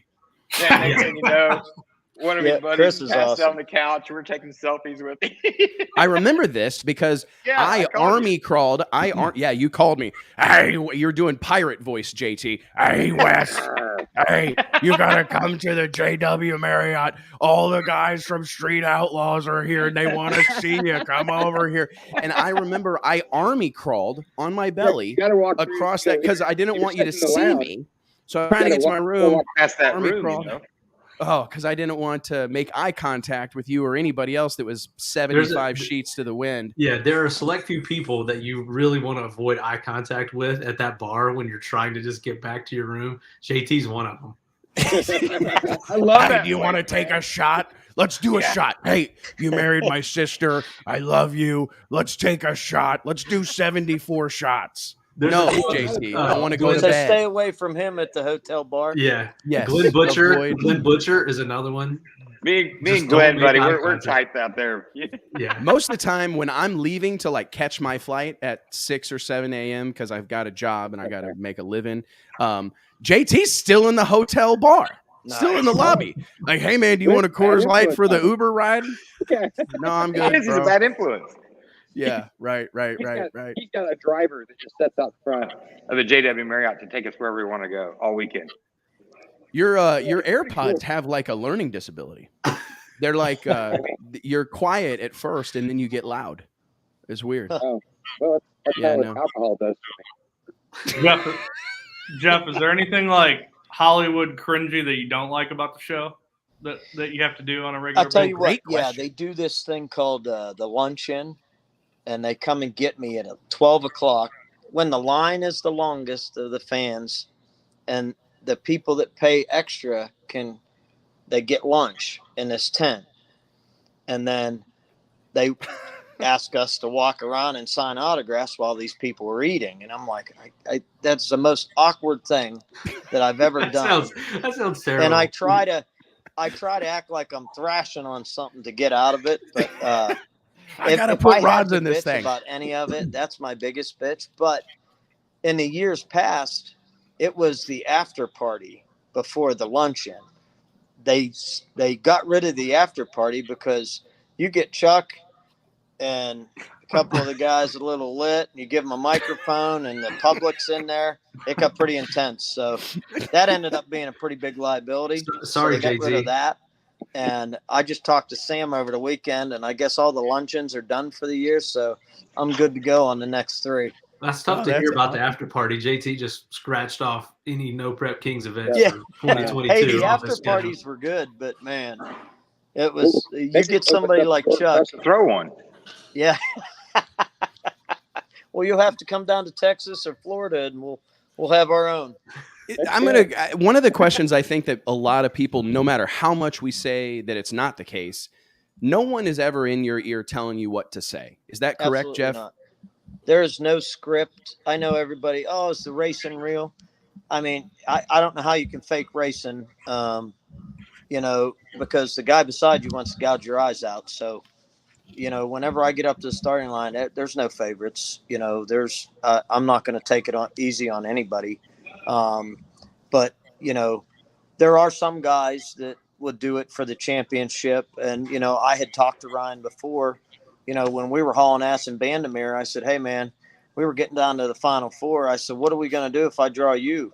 Because I know he was down on power because being on the mountain. And for some reason, the sun was shining on us up there.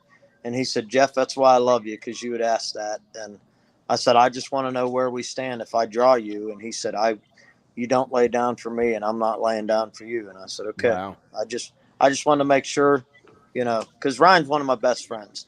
And, you know, that championship means it for the 405. You've seen the beginning of the show. You see how they're playing it this year. Everybody's gunning for us. So, you know, it's very important that we win the 405. The 405 wins just for, you know, status sake and to shut them all up. You know, that show's there because of the 405, and we're just going to make them realize that. That's all. That's awesome, man. I mean, and I think it does. I wish people, I saw this weekend at the Texas Motorplex. I don't know if you noticed this, Clay, but like, you know, not everybody loves the smoke show. Not everybody loves fireworks and pyro and all that over the top stuff. But it was weird to me that everybody was just the people on social media were just so eager to bash it. You know what I mean? It's like, look, Jeff's right on TV, right above JT's head. We should have screenshotted that, right? JT would have that be his Christmas card. He would sacrifice his kids. Here I'm on screen with Jeff Lutz. Yeah, so check it out. I'm going to call the race right now. So Jeff Lutz got the whole shot. Robin Roberts got out of shape. The GTO right down the middle for the win. There's your color commentary on that race right there. Here's what my dog thinks of it. Here comes. You may want to check his pulse. He all right? Yeah. Oh my goodness. Who's Nova with the screw blower? Oh, this guy, Tony McKinney. Tony McKinney. Oh, I saw this. I saw this guy on the list. That thing's pretty cool. Yeah, man. And it ran like I watched him on the show, the one where y'all went to whatever it was, Oregon or something, and raced the big money race. Yeah, bleep, yeah. This is great. On the post caption. Bleep, yeah. There's Bodie. Does Bodie have a car out here right now? He does now.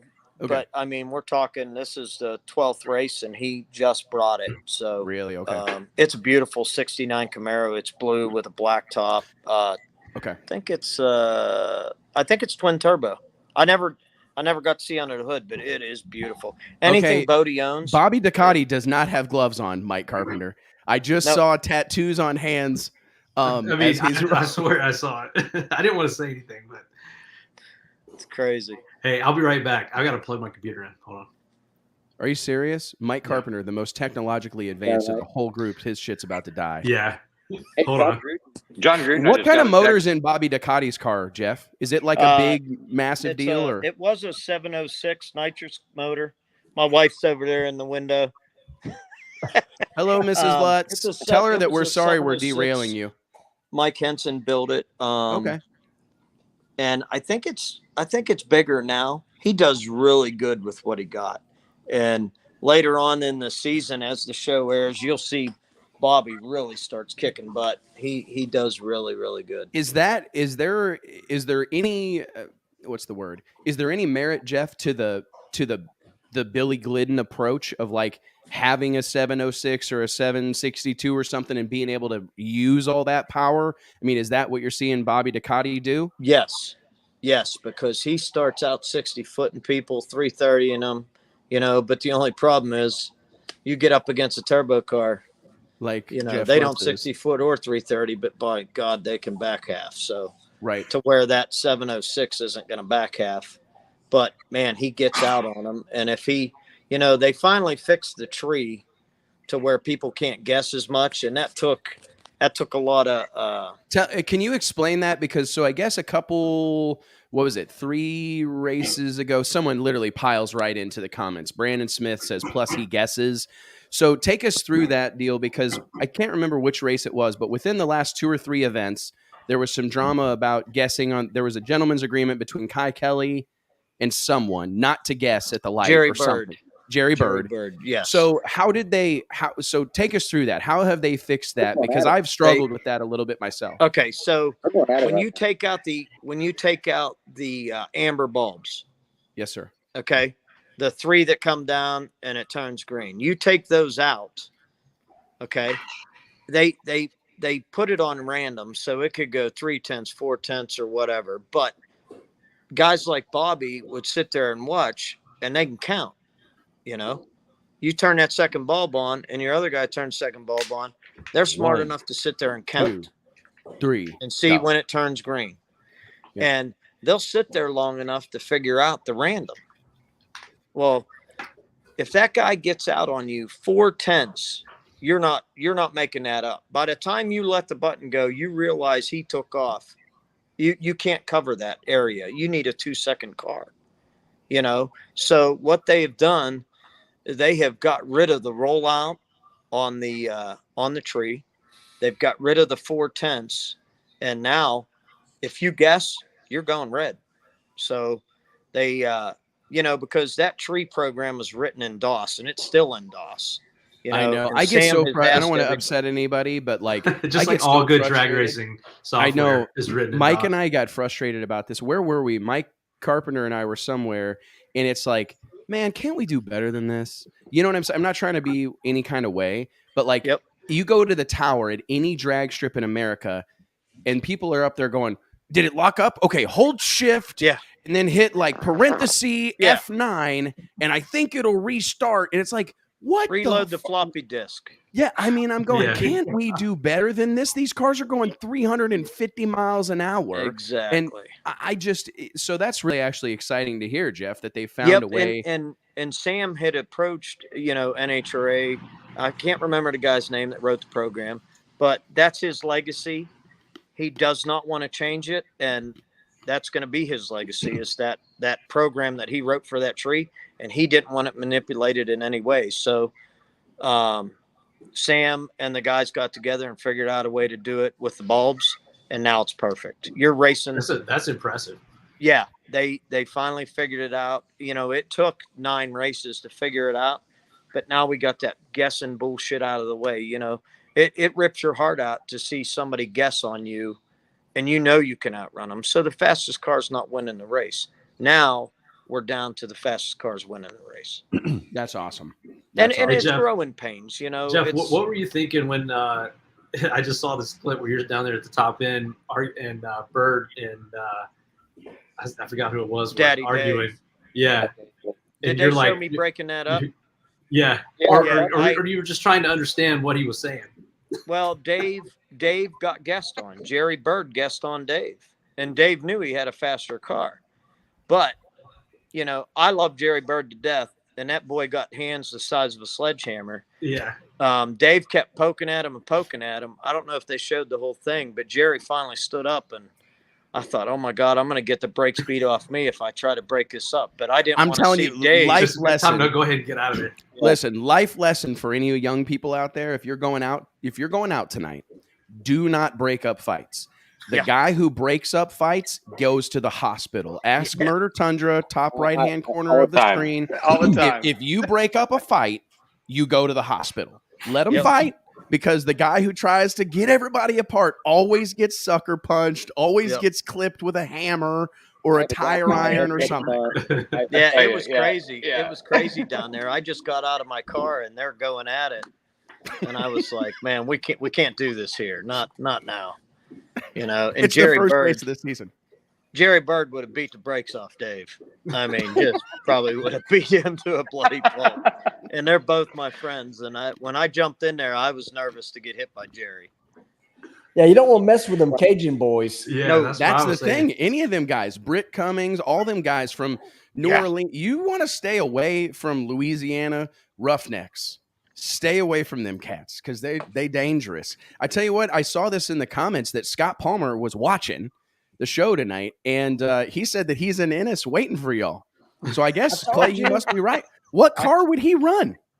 I would suspect it'll be that 63 Corvette he's got that was sitting in the pit area. Yeah, the one that says Lagana Strong on it. Shout out to my boy Dom Lagana. He's Great gonna guy. have to rent an apartment or something in Ennis. He's been there for about 3 weeks already. I think that we should give him like he's the unofficial mayor of Ennis, Texas. Is That's what awesome. he is. Maybe he's crashing at Billy Meyer's so I house. can get or in the something. track down there. What are you? When do you come to town, Jeff?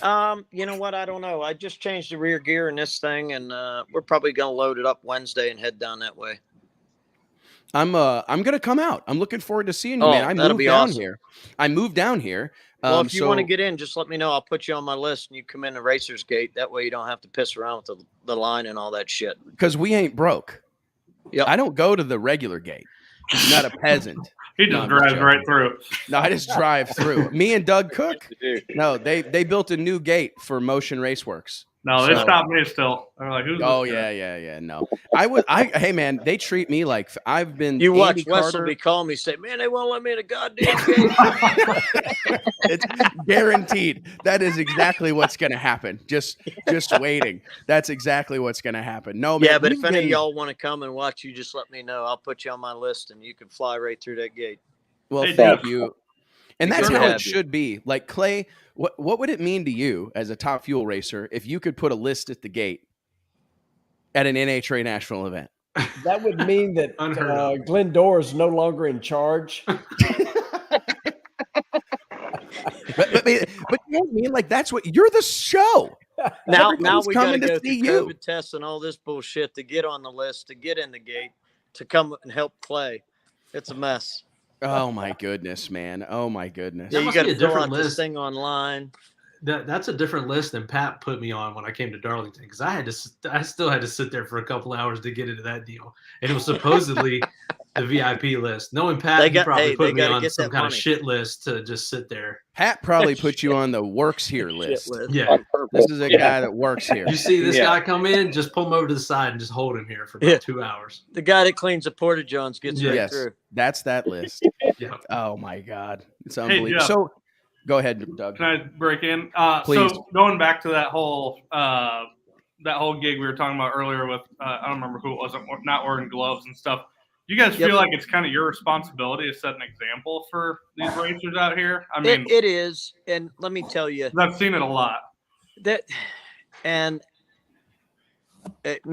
they always made fun of me in the early years. Oh my God, you wear a number 20 suit, you wear a Hans device, and I'm like, God damn it, I'm walking away no matter what I do. Yeah. You know, and Chuck had a hard time with it for a long time. A lot of these guys, I mean, I don't know why Chuck didn't wear them, because he was a true racer. He used to run Nopi and all that stuff. But a lot of them, man, they were running alcohol and running a number 5 suit, you know, and I'm like, God damn, guys, tennis shoes and shit. And, you know, I said, that 20 means something. That gives you 20 seconds to get the hell out of that car. Yeah. You know, and that Jim Hughes and Lonnie fight and fight and fight. And I think they finally got it to where they finally said, look, you don't wear your shit, you're out. You know, we got enough racers. We've got a 100 deep waiting to get in the gate, you know, to come race with us. If they don't want to wear them now, they're out of there. So, you know, that I know in Columbus, there was a handful of cars that were out of inspection for 2 years and shit like that. That's the kind of racers that are there that really don't care, because they're grudge racers, they're street racers. They don't give a shit about NHRA tech. They don't care about safety, you know. But it's gotten a lot better since the one that you're watching now, because I know I've heard Lonnie and Jim bitch like, oh my God, his helmet's 4 years out of date. And so I think everyone's up to snuff now, and that's just a miserable job to police, you know. And if you're on camera not wearing gloves or not wearing the right pants or whatever, I mean, everybody asks, does the show really make you look like an idiot? If you're an idiot, you're going to look like an idiot, you know. If you're out there without gloves or the right safety equipment, you're an idiot. So the safety stuff's for your own good. And, you know, I've walked away from some real doozies, let me tell you, and thank God every day for my safety stuff. I got to tell you, Jeff, and thanks for asking that, Doug, because and thank you to you, Jeff, because I've had this conversation with Lyle Barnett. I've had this conversation with Stevie Fast Jackson. We need guys like you and guys like them. It needs to be fashionable to wear all the right stuff. Yep, you know what I mean? Because I think in the past it's been fashionable to be an outlaw, right? Like, you know, the white shirts, you know, the white shirt with the sleeves rolled up a little bit with a pack of Marlboro lights or whatever in one sleeve. Like, it's been cool to be the bad guy, but we need it to be cool to be safe, right? I mean, I think sometimes people don't understand what an SFI 20 even means. And what Jeff was just talking about, that means 20 seconds that you're on fire upside down, that you've got to get out of that car before your skin's getting burnt. And it's so important. And I just hope you know that everybody that's in a square on this screen right now appreciates what you just said, Jeff. And thank you for that. It's 2021. We know better, right? I mean, we see all these old school videos, these guys like that deal with Grumpy shifting the car where he's just wearing like, slacks and in a polo or something. Right, in a polo. Yeah. But it's 2021 and we know better. We've seen what this stuff does when you don't have the right safety equipment. So yeah, I mean, and it's probably standard procedure. That's a good point that you're making, that this is the first event of the season. Guys are going to come out there with out of date tags, with out of date gear, or missing something. And so it's probably the right thing to give them a warning and say, next race, don't show back up unless you've got your shit right. That's where it has went to. They had to do it because some guys would just say, screw it. Right. They're not going to film without me. Well, they will now. You know what I mean? The show's big enough now to where if you push back and you don't want to do the right stuff with the safety stuff, they'll just replace you. It may not be cool to wear it. They don't think it's cool, but how cool are you going to be if you're dead or burnt? Well, you're making it cool. There's naked people on my. I was going to say you guys have so many eyes on you. You can make an impression. So, I mean, I gotta agree with Jeff. If you don't wear it, it's just dumb. I mean, I wear more than I'm required to wear. I mean, you should just do anything and everything you can. I mean, Jeff walked away from one of the ugliest crashes ever with the 57. I mean, I've been on my head and it's just crazy not to wear it. But I do want to say, again, I've got this one experience, but it's still fresh because it was just a couple of weeks ago. When I walked in Jeff's trailer,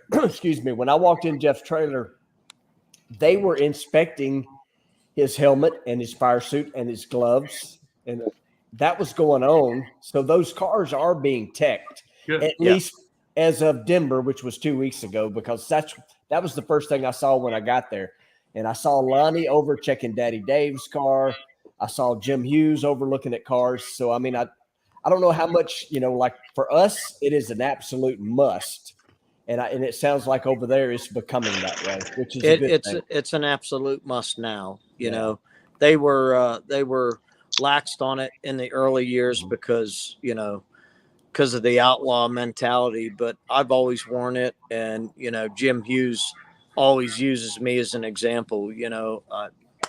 Like I said, I wouldn't be here if it wasn't for that safety stuff. So I'll wear it until the day I say I'm done driving. Jeff, tell us about this run we just watched. We just watched you kind of had your hands full here, but pulled out a win.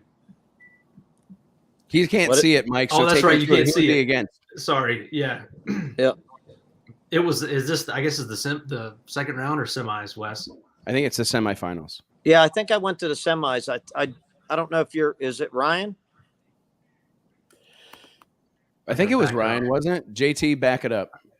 Look at JT. We can see his shit backing up in the background. Will Big Chief ever go full time? Hey, you're close with Big Chief. There we go. Yeah, here we go. Here we go, Jeff. Let's watch it above. No, it's JT's head. It's the Lumina or whatever that thing is. Oh, B-Red. Yeah, I beat him. We were just you drove around the car there. We hit the ground running pretty good. We were at 42 right before that race, and we clicked off at 396 pretty easy. We come into that race holding our head up pretty good, so we were ready for it until I got to Ryan. So, question: when you go test, Jeff? Yep. When you go to like Dragway 42, which is actually a really good racetrack. Amazing. I mean, it's real. It's weird. It's like what do you say? It's like unsuspectingly good. Like they've got shipping containers for a tower. It's not. Yep. It's not like necessarily picturesque or, whatever, but it's as far as the racing surface, it's bananas. Do you guys, what do you do? Do you tell them don't prep it, or what do your test sessions look like, Jeff? Yep. Like I'll tell them don't spray it, just go ahead and drag it. And what we do, like Ryan and I'll do, is we'll go there and run as fast as we can and, go ahead and try to put a traction control plot down on it. than go to a race like Hebron there and see if it'll take it, see how much it'll hit. Clay's seen it, and you said it, Wes, your car's going to be faster if it's not on that stuff. So that's all. I've never had it before. This year is the first year I've had it. Do you run Fuel Tech? Sorry to interrupt. Yes. Okay. We switched to Fuel Tech on the new car. So you got like an FT600? Yes. Okay. It's absolutely amazing. I wish I would have done it a long time ago, but I'm pretty loyal, and I had the Big Stuff 3 forever. And, Oh yeah, you flew their flag. You were one of their guys they advertised. Absolutely. Yeah. I mean, I run that forever. I mean, I run it on the street. When I did Drag Week, I had an 8 injector box that I put an HEI distributor in place of the mag to drive the car on the street. It was cool stuff. And now the Fuel Tech is so innovative. I mean, I had 6 boxes in the Mad Max to where I got 1 in this, the traction. You don't even have a race pack on the car. What's that? Do you have a race pack on the car? Oh, absolutely. I'll die with my race pack. Okay, yeah. I mean, look at Clay, like rock and roll fist pump. We're like at a Ted Nugent concert. Pack, man. Yeah. My son laughs at me. He goes, "You don't need that stuff," but yeah, I do, because that's what I'm used to looking at. But even the boost controllers in there, everything, just the bump box, the whole deal is all in one unit. And the boys at Fuel Tech have made life a lot easier on the fuel injection world. Man, I was actually hanging out this weekend with Luis De Leon from Fuel Tech, and we were going through actually what it was, and we're going to talk about this on the show Wednesday. Another little plug here, shameless self-promotion for Mike, JT, and myself, the Wes Buck Show, Wednesday afternoons, 2 p.m. Central Standard Time. But I went over to Jeff Jones. I don't know if all y'all saw this wild deal that took place this past weekend at the Motorplex. Jeff Jones' car, first round of Pro Mod or second round of Pro Mod competition. Car gets off the starting line, leaves good, drifts over towards the wall, washes out, goes sachets back towards the center line, goes airborne, does a little pirouette, spins out, flat spin on the track, and he's pointing back towards the wall, Jeff, and mats this mother. Right? Try to keep it from backing into the wall. And people were saying it was luck. And anytime there's a save, I think it's safe to say there's a certain amount of luck at play. Right? I mean, if you win a drag race, you're pretty lucky, right? Yes. Like, it's hard to win 4 games of tic-tac-toe in a row, That's right? Let alone a drag race, right? But this car is literally pointed toward the starting line at 200 miles an hour in the air. It lands, and Jeff mats it. And there was all this talk, like I was getting texts like, oh, that wasn't a good save. That was luck. And I said, dude, I watched the throttle. I watched the butterflies go wide open, the tire smoke as that car landed on the ground, and he matted it to try to keep it from backing into the wall. So I thought to myself, I'm going to go over there and look. I know it's got Fuel Tech on it. I'm going to go look at the TPS. I want to see if he, you know what I mean? I want to see what the throttle did. Hey, Wes, do you know you got a guy on the screen here that just did almost the same thing recently? Oh, yeah. Jeff did it. Yeah, he did do that, eh? Yes. And and that was luck. I mean, it is. I mean, hey, I'm not trying to give him more credit than he deserves. Jeff Jones, he is a friend of mine. He lives right down the road in Weatherford, Texas. But I was impressed about having the wherewithal in that moment, mental wherewithal to do something. You know what I mean? And I was impressed by it. I really genuinely was. It like, to touch what Clay just said, when it happened to me, it was almost like slow motion. And the first thing I thought of when I was looking back at the starting line is, I'm keeping this goddamn car in the middle of the track. I am not hitting the wall. And I drove that car backwards on 3 wheels. So it was just like slow-mo, I guess. I don't know. But I wasn't going we talked about this on the show last Wednesday with Clay. I mean, how many thousands of passes have you made? And I think it would be unfair to say that you're not capable of doing that. You know what I'm saying? Like, I think it would be unfair to say that you don't have the wherewithal to be the guy. Luck equals skill. Who said that? Oh, give me a break. Who's that? I get it. Whatever. Yeah, I'd like to think I do, but sometimes, drag racing makes you humble. It for sure. I love to do it. And, I've piled some up and, I've heard I'm washed up. I've heard it all, and I love all the haters too. But, when we, the past 2 weekends, Clay was there, and the weekend before that, we just won over $40,000 in the past 2 weekends with my hot rod, with my son tuning it. I'm not ready to give up yet.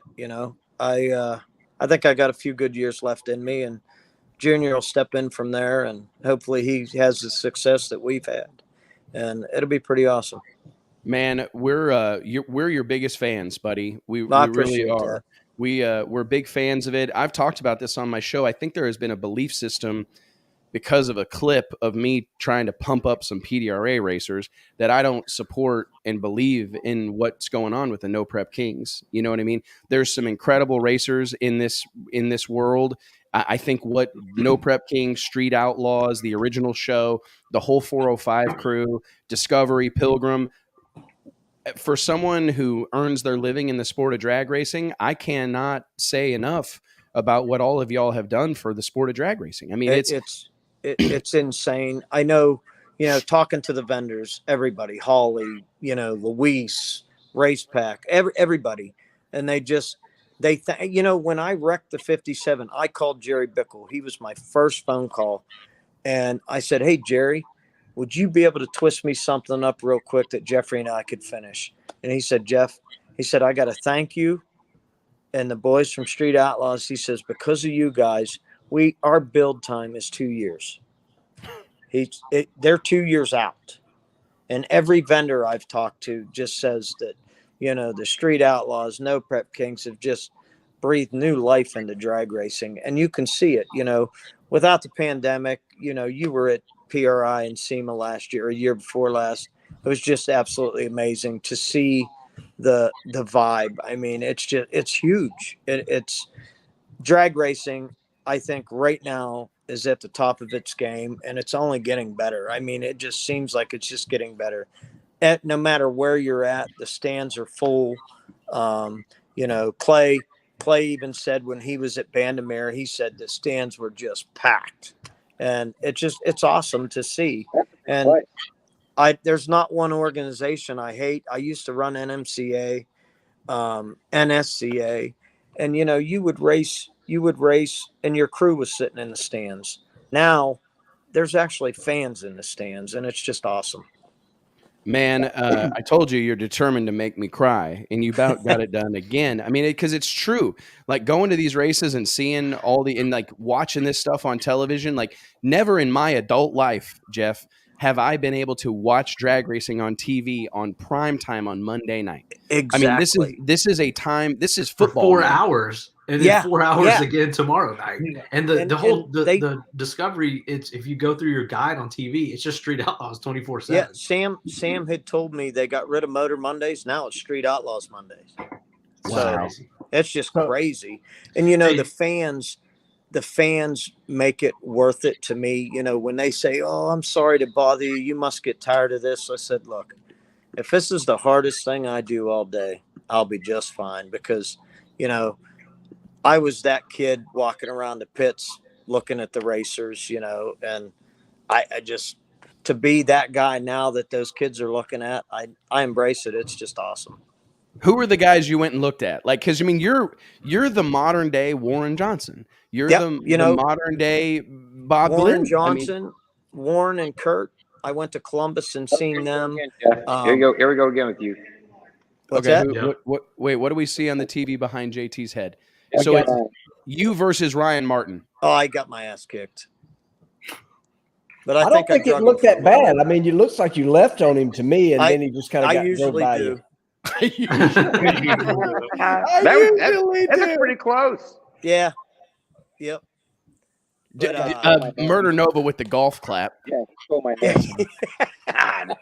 So Sean's my boy. He's awesome. I gotta ask Doug a question, y'all. So we're sitting here, and Jeff was just talking about Jerry Bickle being 2 years out, and we all agree Street Outlaws has made a huge difference in just racing, period. You know, it's definitely made people bring cars out of their garage. It's made people, you know, build new cars, all those things going on. But you, Doug, you kind of are into a little bit of a different world, working with Cletus, Garrett Mitchell, which we all know. Yep. How much of your business do you think is from like the drag racing side versus the social media YouTube side? Because what he's done is absolutely amazing, because he packs places with demolition drag racing and burnouts, which I got to get to one of those events. And I got to tell the truth, Dude, I could have went to Houston, or I could have went and hung out with Jeff, and Jeff won out because I wanted to go hang out with him and Jeffrey and Max, the dog. So, but I've got to get to one of those events with you guys. But I do want to know that. I mean, seriously, I know he's kind of bought in with your business as well, and I'd love to hear about it. Yeah, I mean, I kind of see it as like a stair-step progression. So you got Cletus, Garrett down here, which it's actually kind of evolved. We started with him back in 2015 before he was even Cletus. But, you know, his fans are really probably I'd call it like 18 to 22, 23 demographic. So those guys are buying merch. When we go to an event, they're buying T-shirts, hats, sweatshirts. They want to build a car. You know, and then your next step up is Jeff and those guys, Street Outlaws. And I mean, the amount of people calling to buy no prep type of parts, building small tire, you know, no prep stuff is just unbelievable. So you can see a direct correlation with what each one of them are doing. And I call it kind of like a little feeder system. They're all just feeding to the next level. Yeah. And it's cool to see. Like, for instance, Stevie Fast is coming to do the Les Mullets race down at Garrett's deal. Lyle's doing it. I raced it last year, and I hit the wall so hard. I was like, I'm good with this. You guys can take my car next year. I was like, Lyle, you want to drive my car? Because Garrett called me. He's like, you got a car? I'm like, I'm not driving. That was a lot. But it's cool to see all you guys feeding into each other. And I think the more you cross over, especially with like you doing YouTube and these guys doing YouTube, it's creating its own ecosystem in my mind in a sport or an area where I would say even like 10 years ago there was just no young people coming in. 10, 15 years ago, there's nothing. There's no entry system.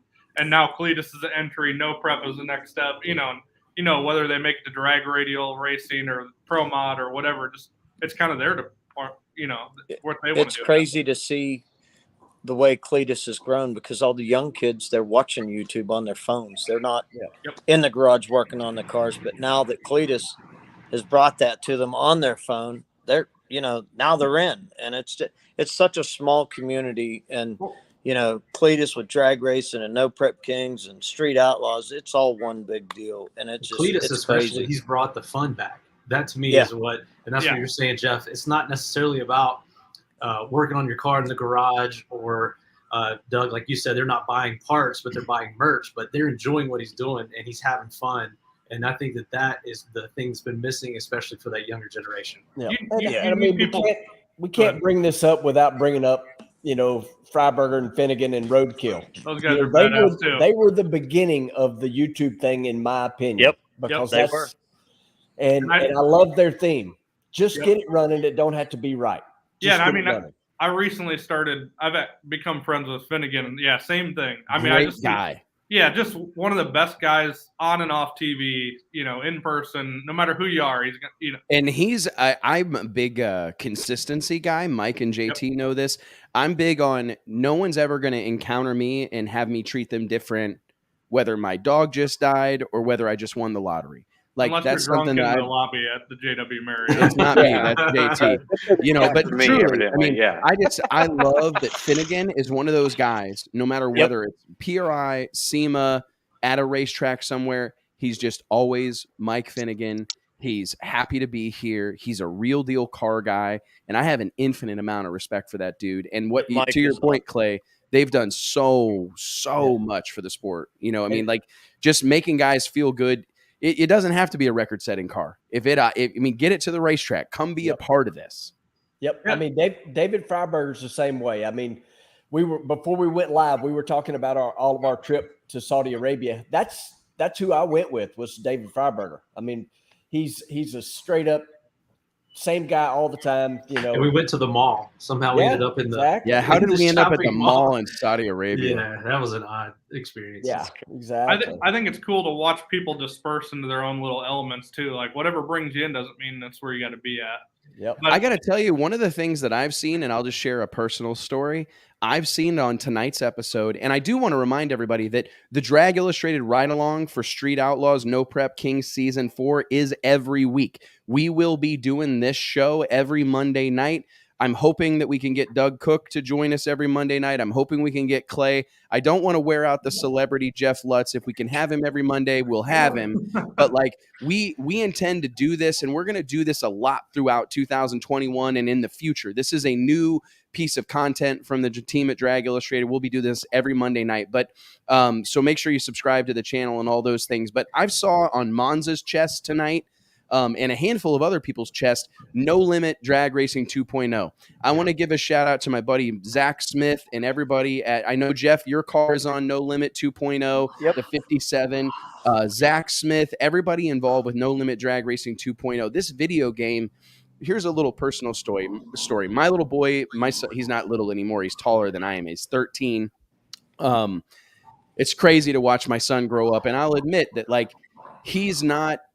He hasn't had the upbringing that I had as far as like being at the racetrack every week, right? I went racing with my dad every weekend of my life, literally from the week before I was born until relatively recently. That's all we ever did was go to the racetrack. Well, I don't race necessarily. I kind of liken myself an entertainer in the sport of drag racing. He goes with me to the races and whatnot, but he hasn't had the same experience that I had.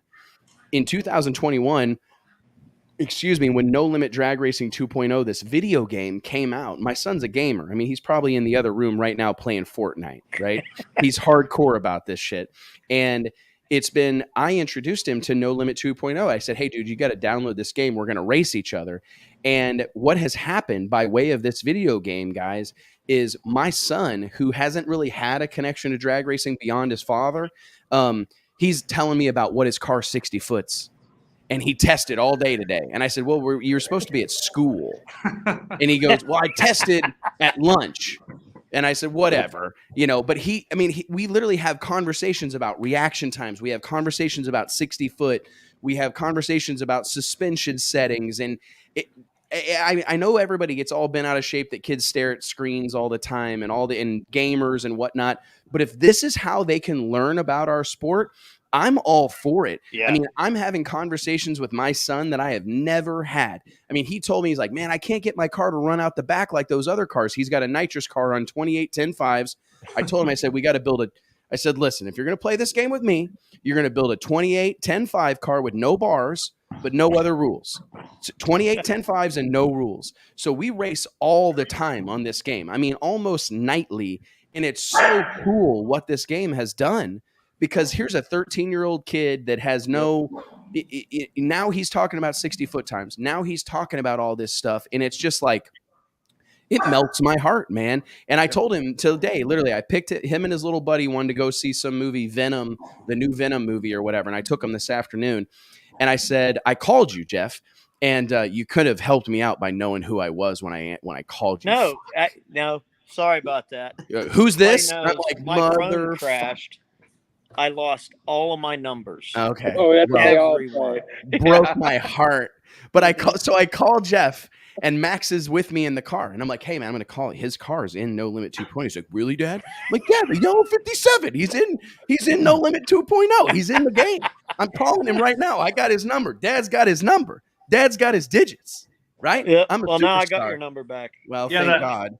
But I mean, it was so cool to call you and to think That's about, cool. it was an amazing moment, man. I mean, my That's son was cool. all kind of geeked out because I'm calling a guy who's in the video game. You know what I That's mean? And I awesome. just think it's great. It's great. It's great. I had that kid come job shadow me. His name's Blaine Stark. Dude's gonna be, he's gonna be as popular as anybody. But he hung out. Somehow his parents let him come hang out with me for a week, and I pretty much adopted this kid. I don't have kids, but I'm like, should. It's in a the great car thing. driving driving home from work, and he's not talking to me. He's on his phone. I'm like, oh, that's this generation. I'm like, what are you doing? He's like, I'm playing No Limit, dude. I just went 394. I'm like, holy Nice. shit, that's awesome. Yeah, And then he starts telling me I about- want to get down and like thank God.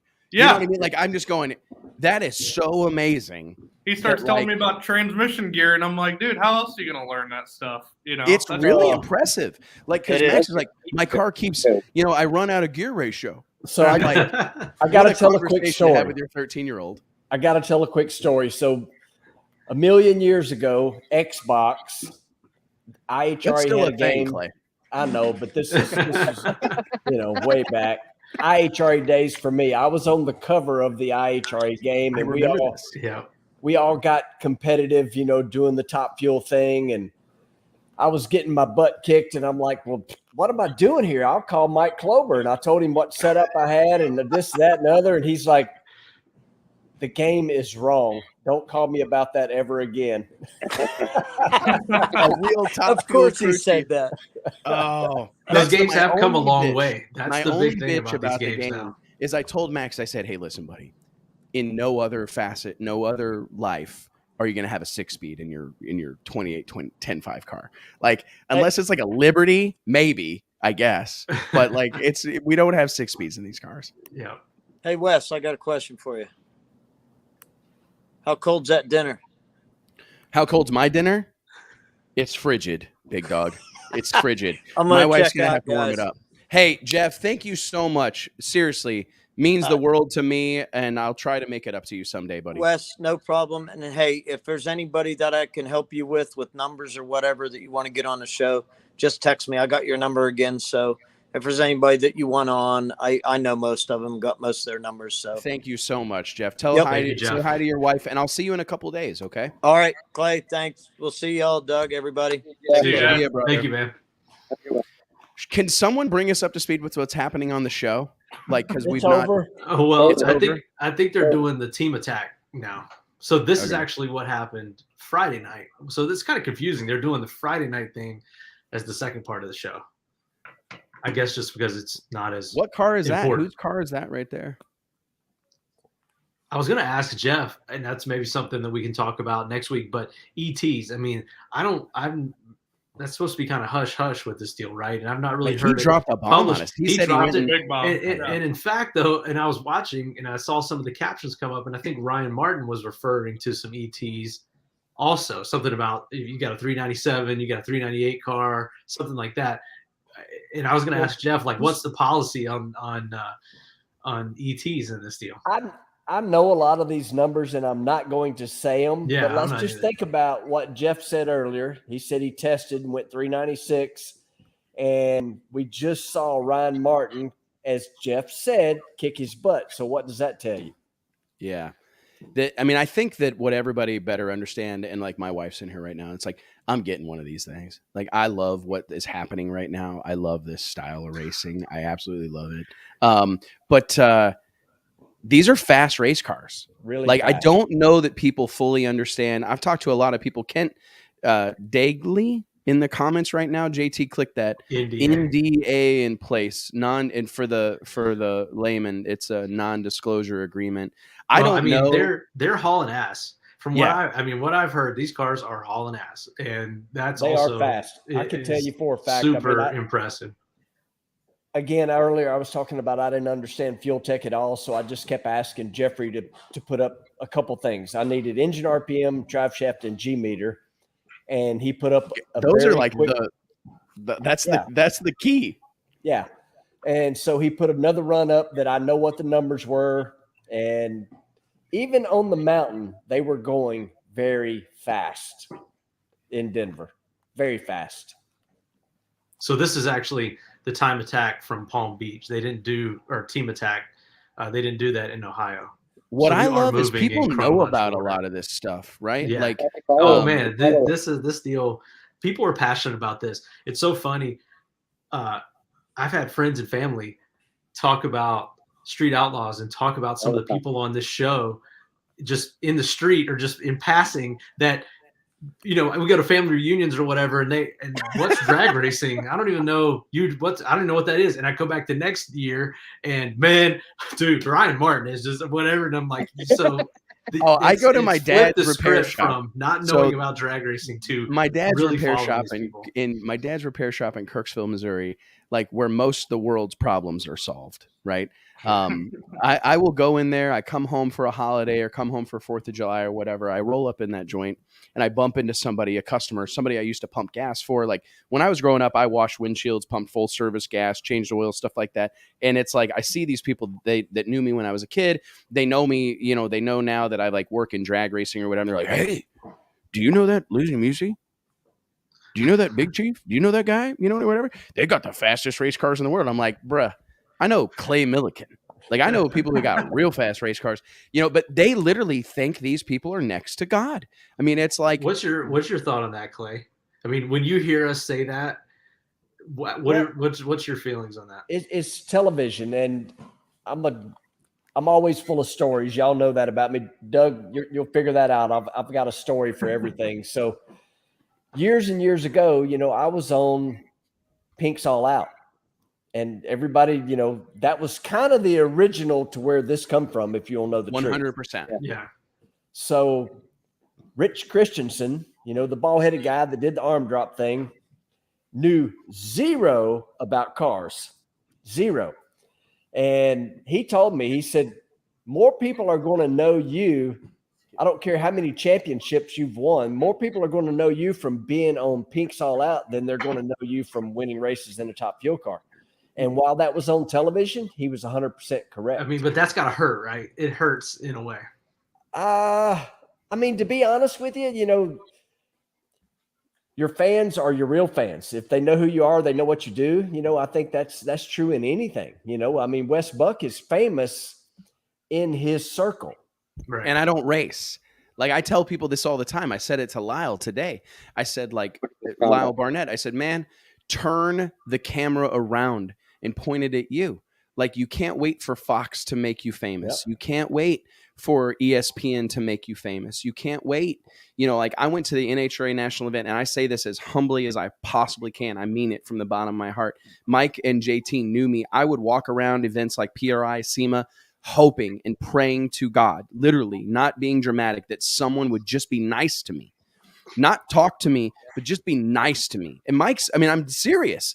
I mean, I remember going to PRI for the first time in 2000. Well, for the first time as Drag Illustrated in 2005, and just like hoping that someone would be friendly. You know what I mean? And I'm so great. I went to the racetrack this weekend. I signed autographs.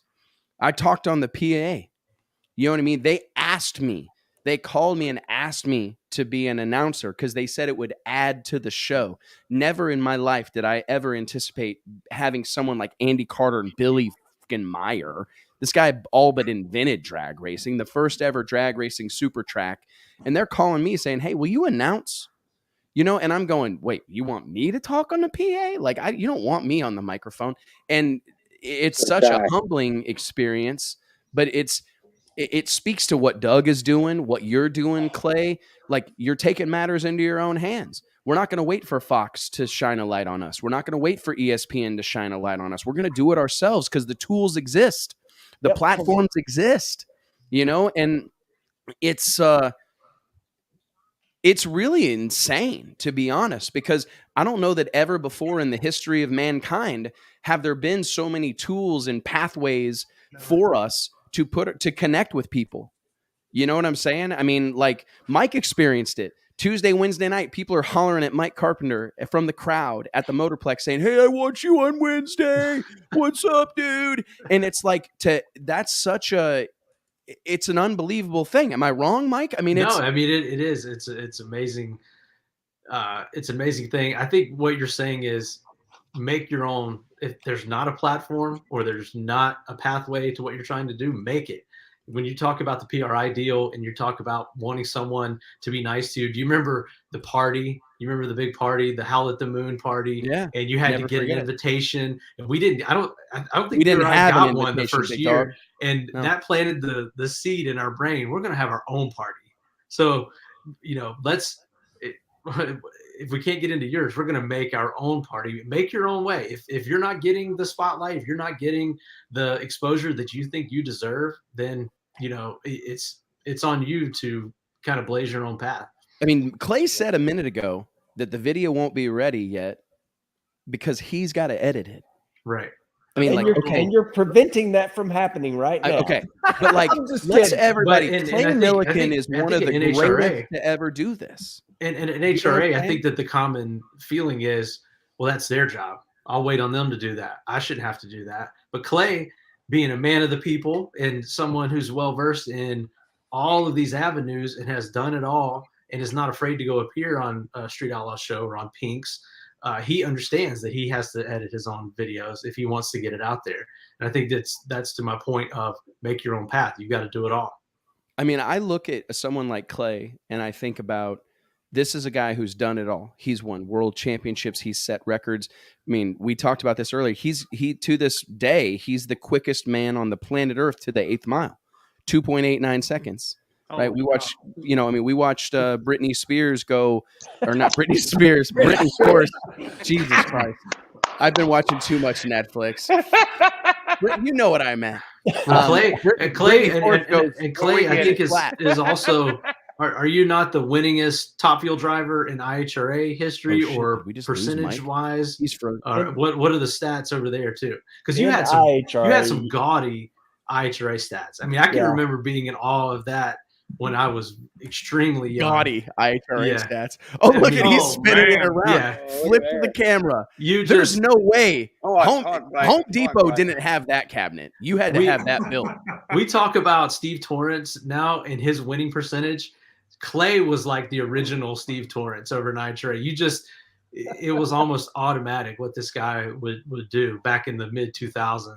And Clay made a great point on our show last week that's when NHRA was the best. It was when IHRA and guys like Clay were over there pushing the envelope and pushing the whole sport forward and making NHRA really stay on their toes with this Keeping stuff. them honest. Yeah. And anyway, I think back to those days and think about all the different stuff that you've done. So sorry to interrupt and jump in there with you're that. not interrupting. I mean, it's true, and I think it's worth saying, because if a guy like Clay Millican, who's done all that Clay Millican has done, has to edit his own videos on Monday night, then no one's better than that. You know what I'm saying? And I don't mean to be disrespectful, and I think this can be a little bit of a sensitive subject or whatever, because I do think there's a plethora of racers who are waiting for Fox to do it, waiting for NHRA to do it. Hey, that's their job. No. And I can make a very valid argument that it is their job and they're not doing the job that they should do. I can make that argument, but in this day and age, the tools exist. You can't wait on them. You cannot. You know how I do it all? Right there. Yes. Yeah.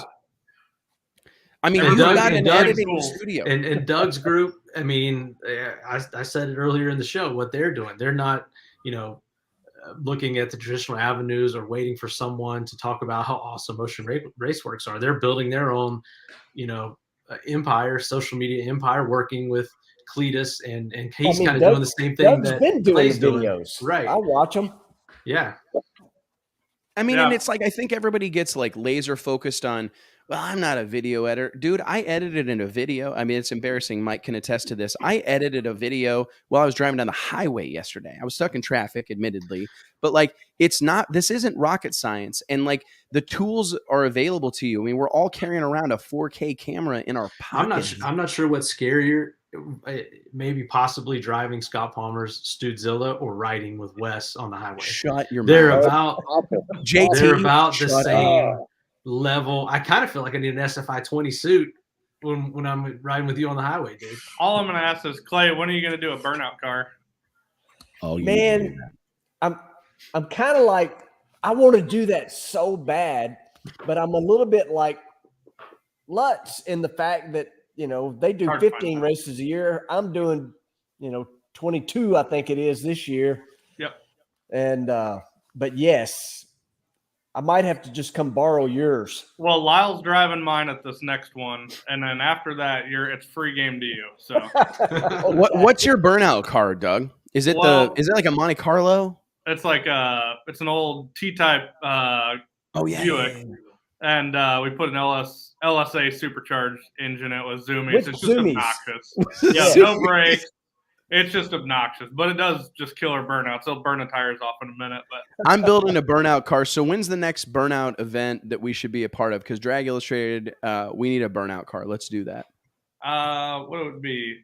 November. I can't remember the date, but it's in November. So that's like tomorrow. That whole thing is growing. So, I mean, I don't know if you've seen the little teasers out there, but it's going to the big stage. So, well, it's interesting because I've wondered for a long time, like burnouts have been a thing in Australia for a hot minute, right? I mean, it's been like a pastime, and I've wondered, like, how is this not arrived in America? But apparently, I'm all for it, and I get a little pissy. I said this a couple of weeks ago on the show, but it's like drifting. Listen, I've got all the respect for those guys. Great ballet, whatever they want to call it, motorsports ballet, whatever, wear tutus, whatnot. It's great. But like, you're stealing our shine, guys. Drag racing invented burnouts. Yeah. So like, get your own deal. That's how I feel about drifting. Like all these guys, like they're sponsored by Monster, NOS energy drink, all these big endorsements and whatnot. It's like, hey bro, drag racing invented burnouts. So I'm glad to see people like Cletus, yourself, all these different YouTube channels going all in on like, what is this comment? This is a long comment. What is this? Okay, hold on. Wes Buck story. I was standing with a driver's daughter at World Series of Pro Mod. He lost a tire, went across the track and smacked the wall. This is Derek Minholt. Yeah, I was about to say that's Minholt. Yeah, I just told her daughter he's okay. He's okay. She took off running, and within a minute, she was on the back of the Wes's golf cart taking her to her dad. I thought that was me. Well, listen, for the record, this is, and you know what? This is a great, and we're going to close on this. I think we've been on here for 2.5 hours, guys. And real quick, Clay Millican, please don't think it's lost on me that someone like yourself spent 2.5 hours on a Monday night with us. That's badass.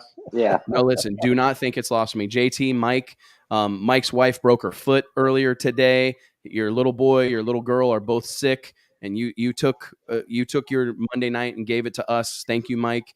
JT, you were at a golf tournament all day with your little girl because we're about family here. Doug, I know you're running a massive operation and you chose to spend your Monday night with us. And I hope you know how much I appreciate it from the bottom of my heart. Thank you guys, because I really do feel like what we're doing is a sport of drag racing. You know what I mean? Like they're going to go racing, right? People are going to go racing Friday, Saturday, Sunday, but it's our responsibility to keep that enthusiasm through the week.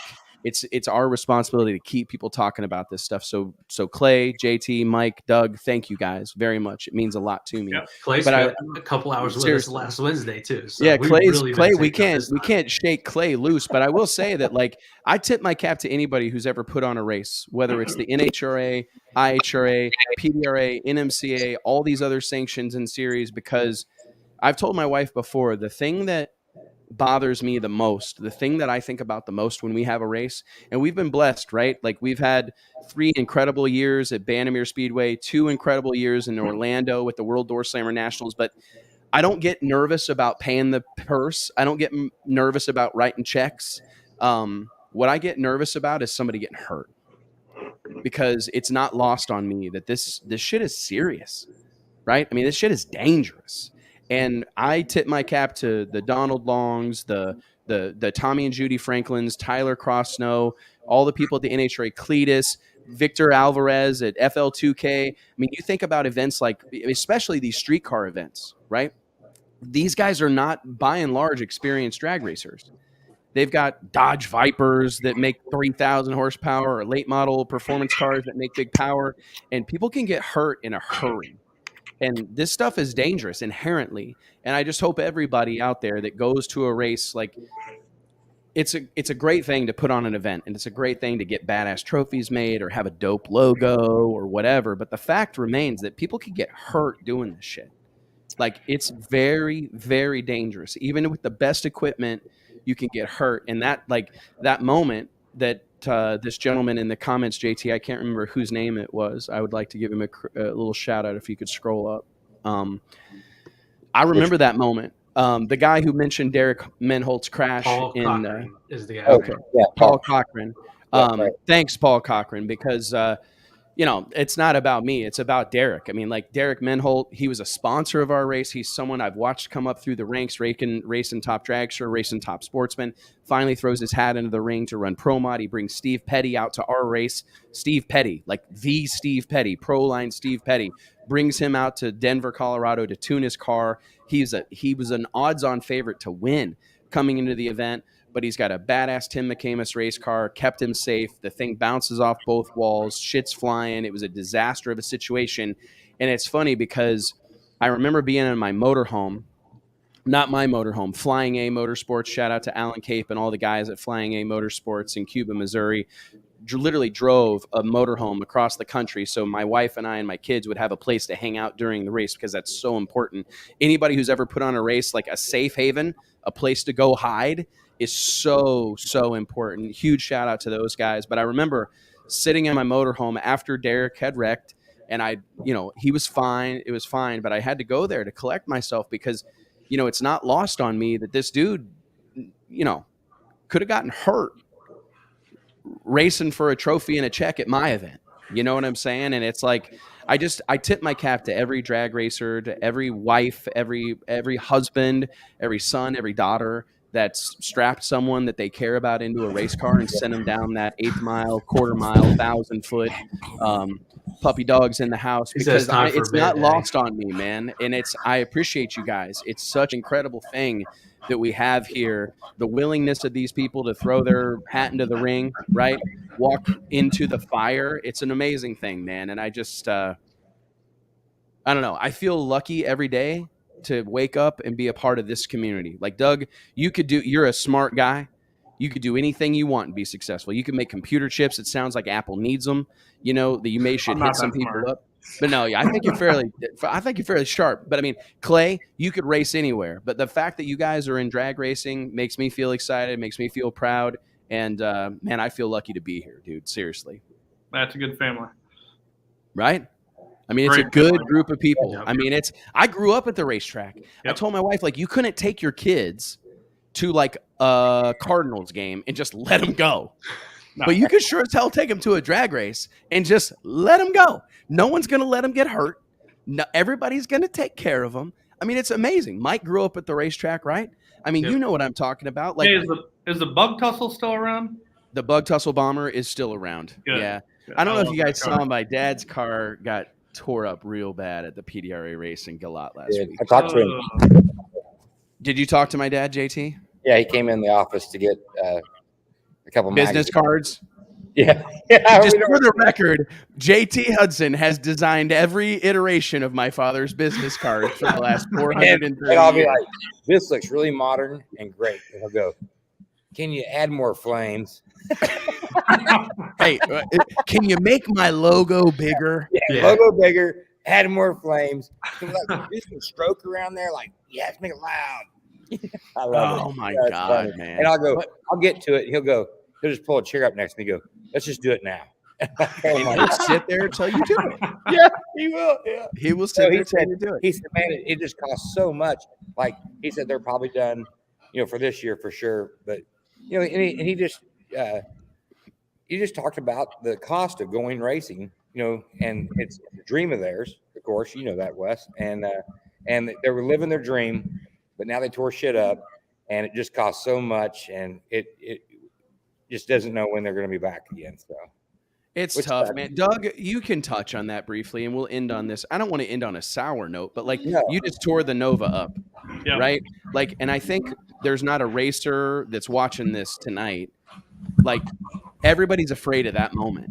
Yeah. Yeah, it's like you go from on top of the world. I mean, we made the fastest pass of race week. We're on the fastest pass of race week to, how am I going to get this thing loaded on a trailer and get it home, and what's left of it? You got a roof and a door, and thankfully, like, Larry Jeffers took the car in, but like, you instantly go into that survival mode. Like, how do I get back out there? Yeah. And it's, but that's all part of the family, I think.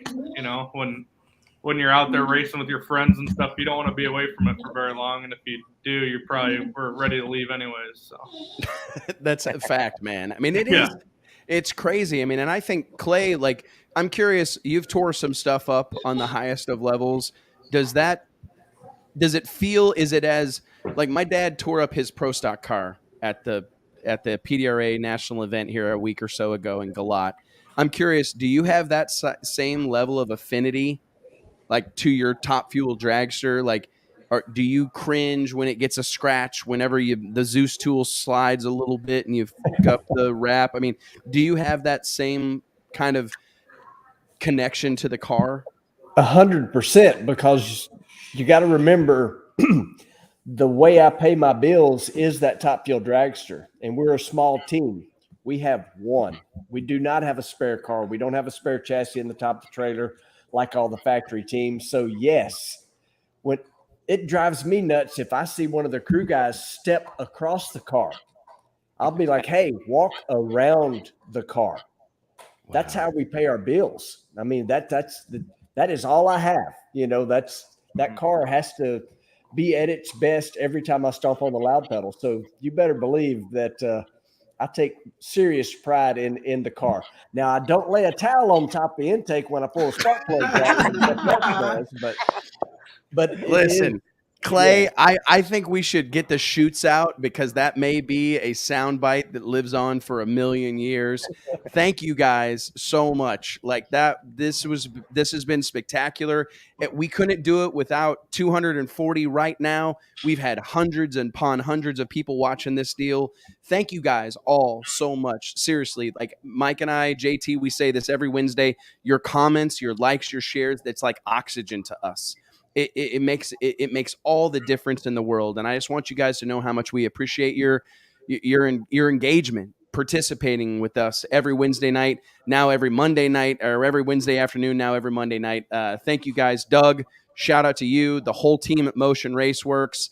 I want to shout out to Brandon Foster and the gang at Sand Haulers of America. If you're an over-the-road trucker looking for a load and you own a truck, log on to sandhaulersofamerica.com. They'll probably put some money in your pocket. Man, thank you guys so much. Everybody, I know it's Monday night and there's probably better things to do than talk about drag racing, but I sure had a hell of a good time. Me too. Thank you. All right. Thanks, Wes. Thank you, guys. Take it easy, all right? Let's get the chutes out, dude.